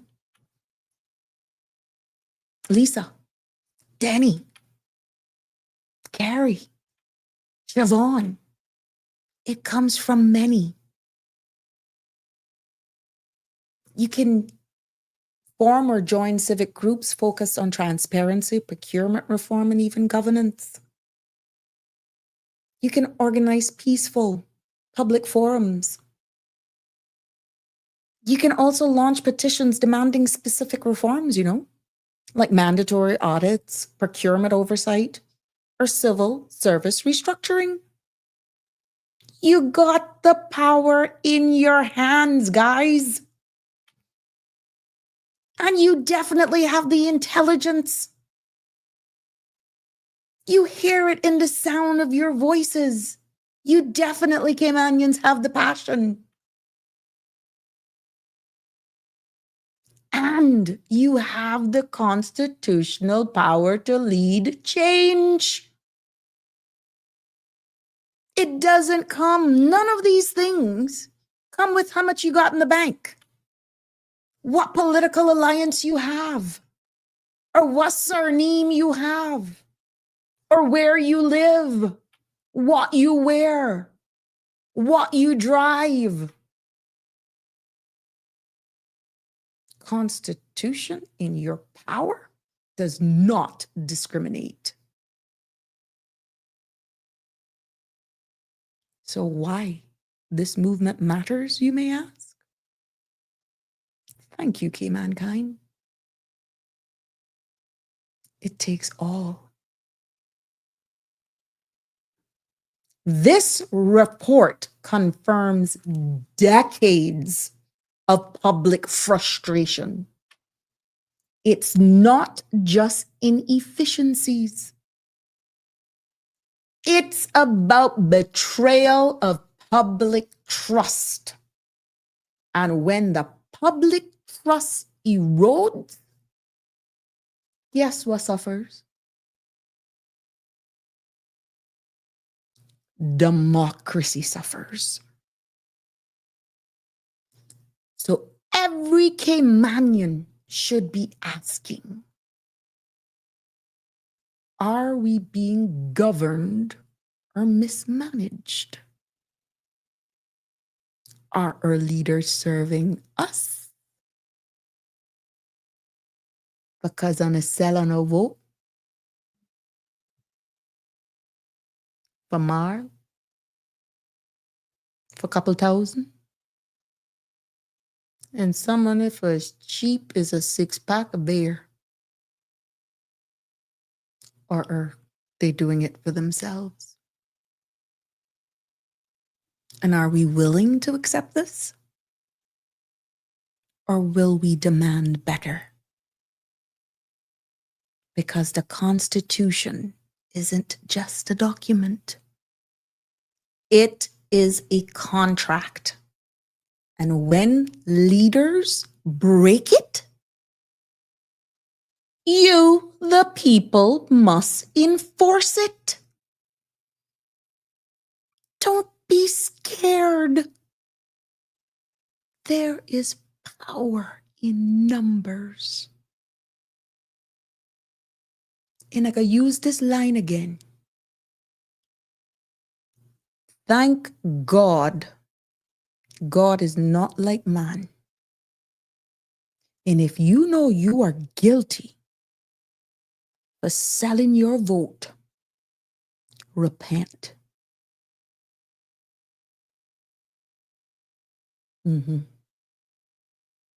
Repent. Because if you took anything from any of them, God is a forgiving God. But tonight is the truth. You can't say I'm setting you all straight. I could have been one of those just go in the corner and pout. I chose. Thank God for CMR TV. Thank God for Sandra. Educate, no. And for the record, if you want to advertise with Bridge Media, call me. Because we just getting started. Another question. If the governor and deputy governor fails then to respond, it raises serious constitutional questions. And the people have every right to escalate. So who and where would it be escalated to? Remember, the Cayman Islands is not an independent jurisdiction. I hope I remember that. But that don't mean you can't escalate it. Yes, we are a British Overseas Territorial Jurisdiction, which means we are not an independent country like Jamaica, Barbados, Trinidad, da-da-da-da-da. But ultimately, we fall under sovereignty of the United Kingdom. And you heard that word used here earlier on as well. Now, that has profound implications for how constitutional concerns, especially the failures of governance, can be escalated. They might be said, oh my God, she even taking on the governor. I just sharing information. I ain't taking on a soul. We already identify it can't take one person to do this.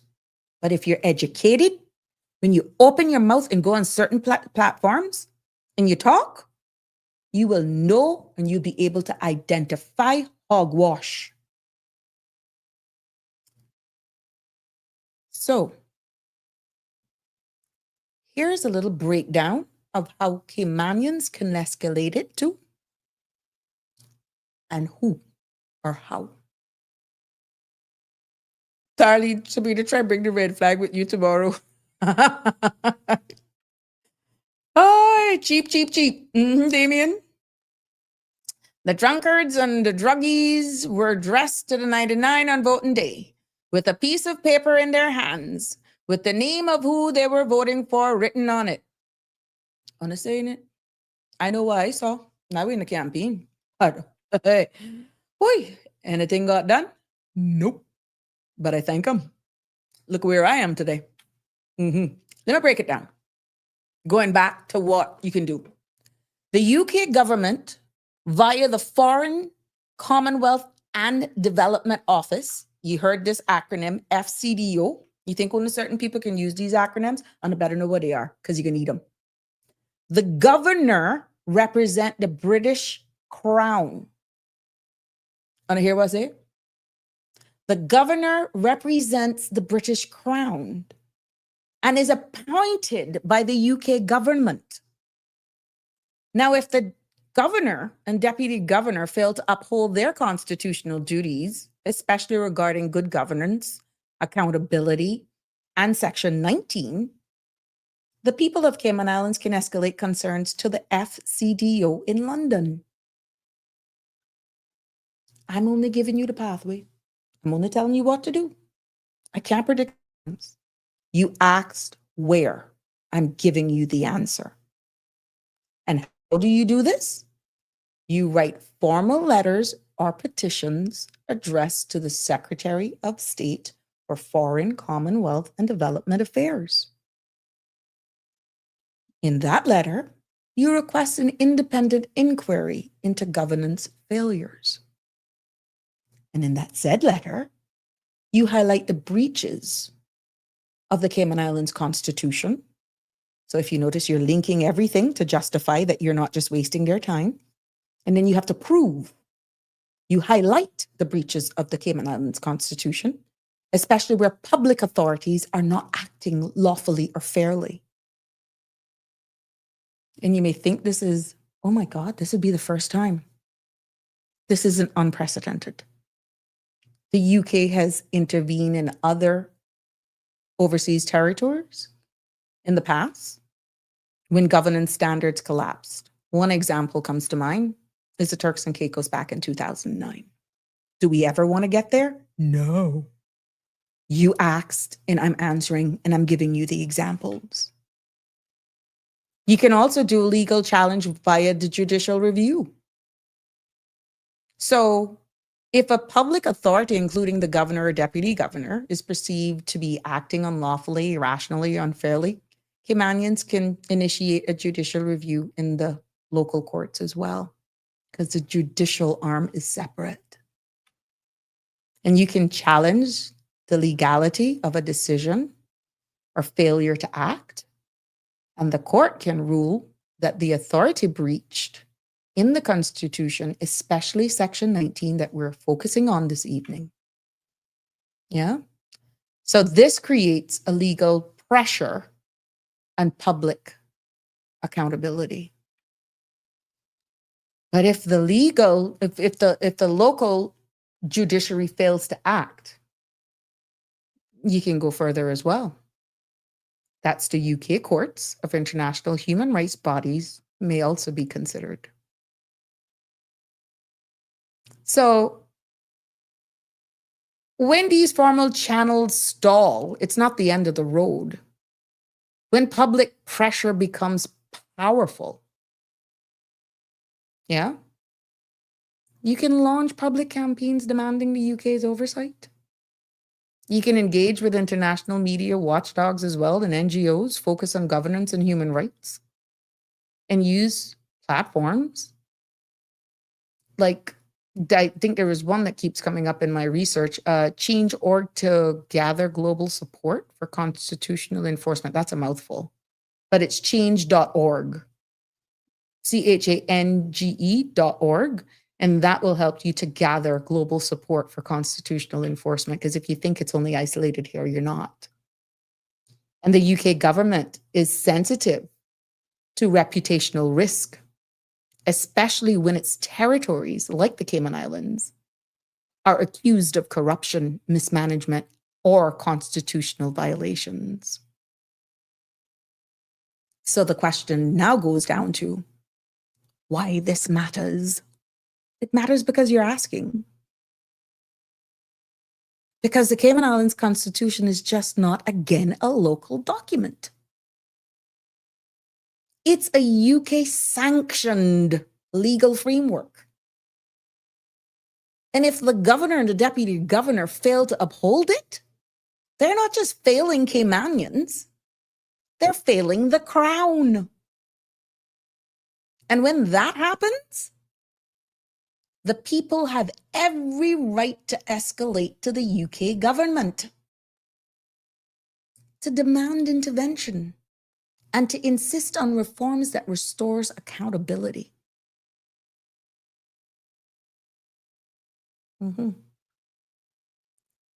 So we've gotten all of that. Let's talk a few solutions before I go.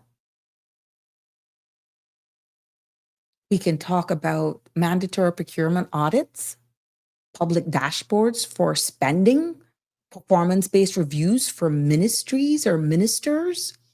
Yeah. You can ask that. You can also ask for civil service reform and governor's oversight panel. Remember, I kind of hinted at something like that yesterday? So Sabrina, they're just hair shooting from the hips. I bring it full circle to you. This is why some topics take longer to come to fruition, because I gotta make sure I'm comfortable. But some of the solutions, like I said, mandatory procurement audits, every contract should be reviewed. By who? I think Siobhan said, when you let the fox into the hen house. Whoops, digress. Public dashboards for spending. Let the people see where the money goes. But if the trust is being eroded, then we're only depending on this position of the Auditor General. I bet you're seeing that position totally different now, though. I bet you're seeing the speaker position totally different tonight, though.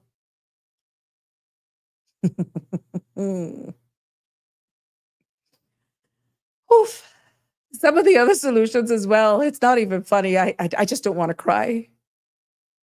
Some of the other solutions are performance-based reviews for ministers and ministries and civil servants. But it's a little different to do a performance appraisal on the ministers, because you do that with your vote every 4 years. So let's deal with it then from the operational arm. reward excellence.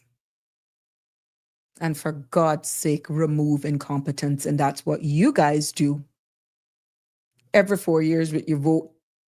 Because I can't blame on if the how and the feel. There could be civil servants reforms as well. Hire for merit. Promote for results.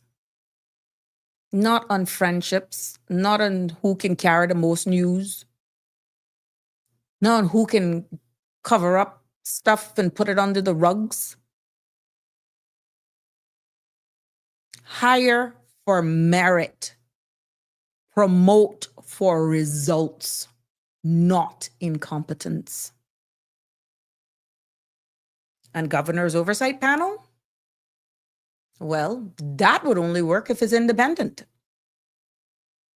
A governor's oversight panel will only work if it's transparent and accountable. A governor's oversight panel? Yeah, it has to be independent. And what you should be thinking about right now with all of this information, what kind of country do we want?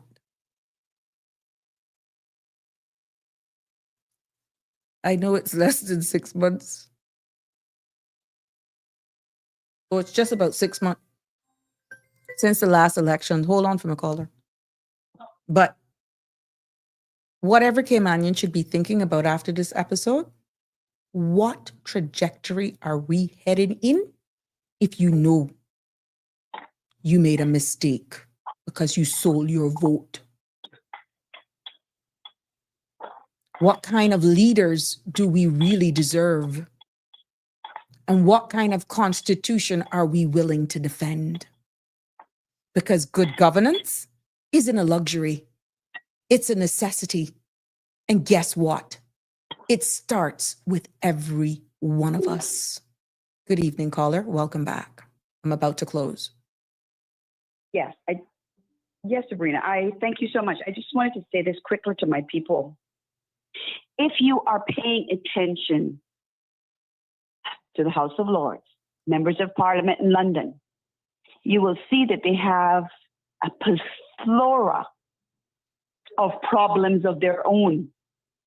And they're facing exactly some of the same things we are facing here in Cayman: corruption. And so much other things I could go into, but I want you all, my Caymanian people, to Google it yourselves. Watch what's going on in London.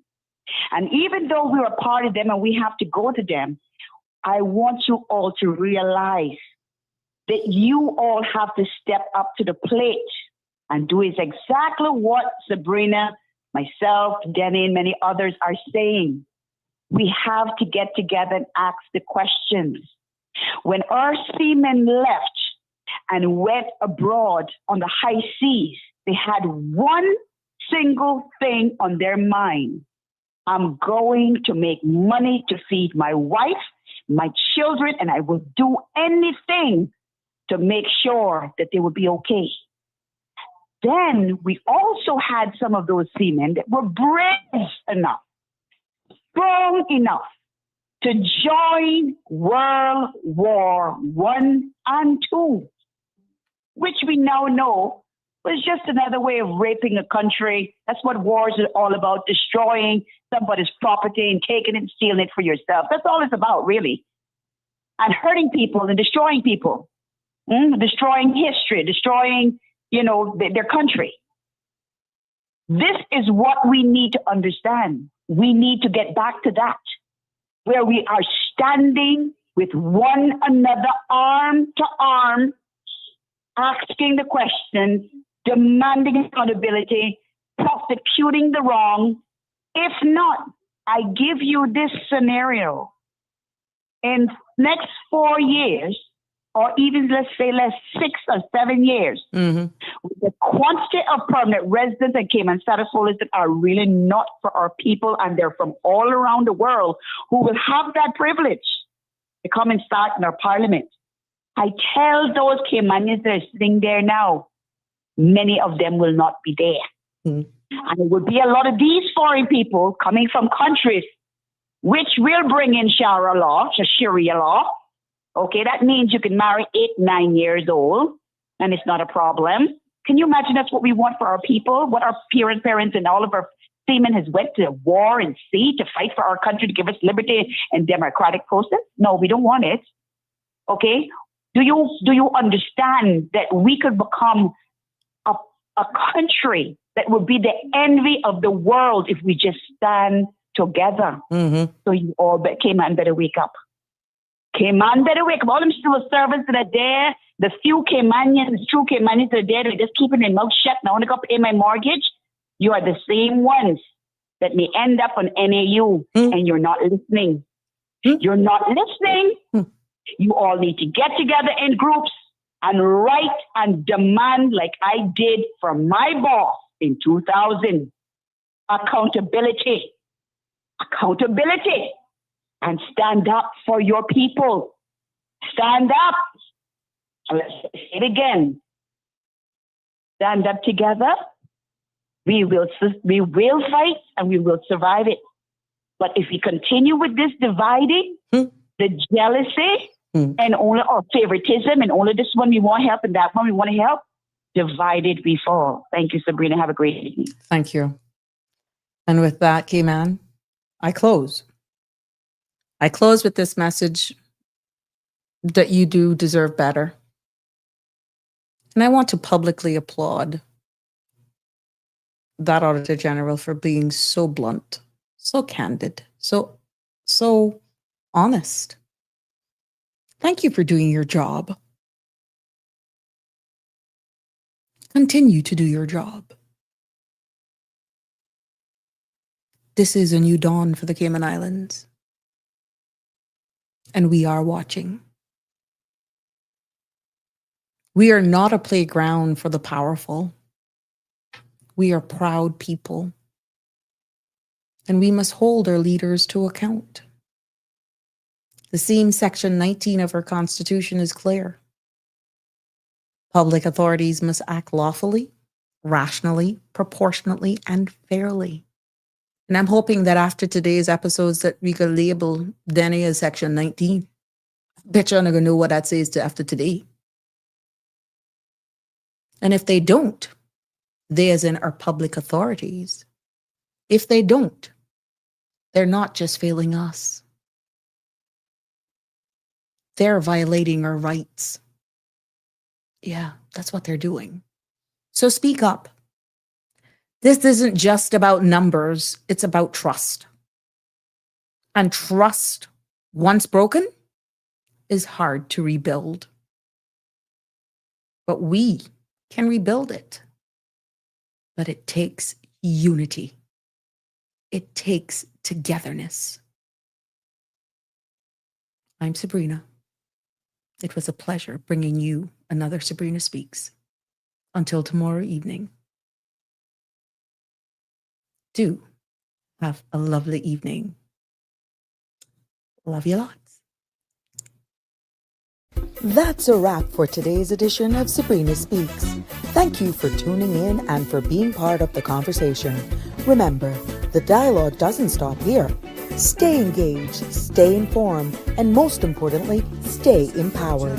We'll be back tomorrow at 5 p.m., same time, same place, right here on CMR TV and radio, where your voice matters and your truth is heard.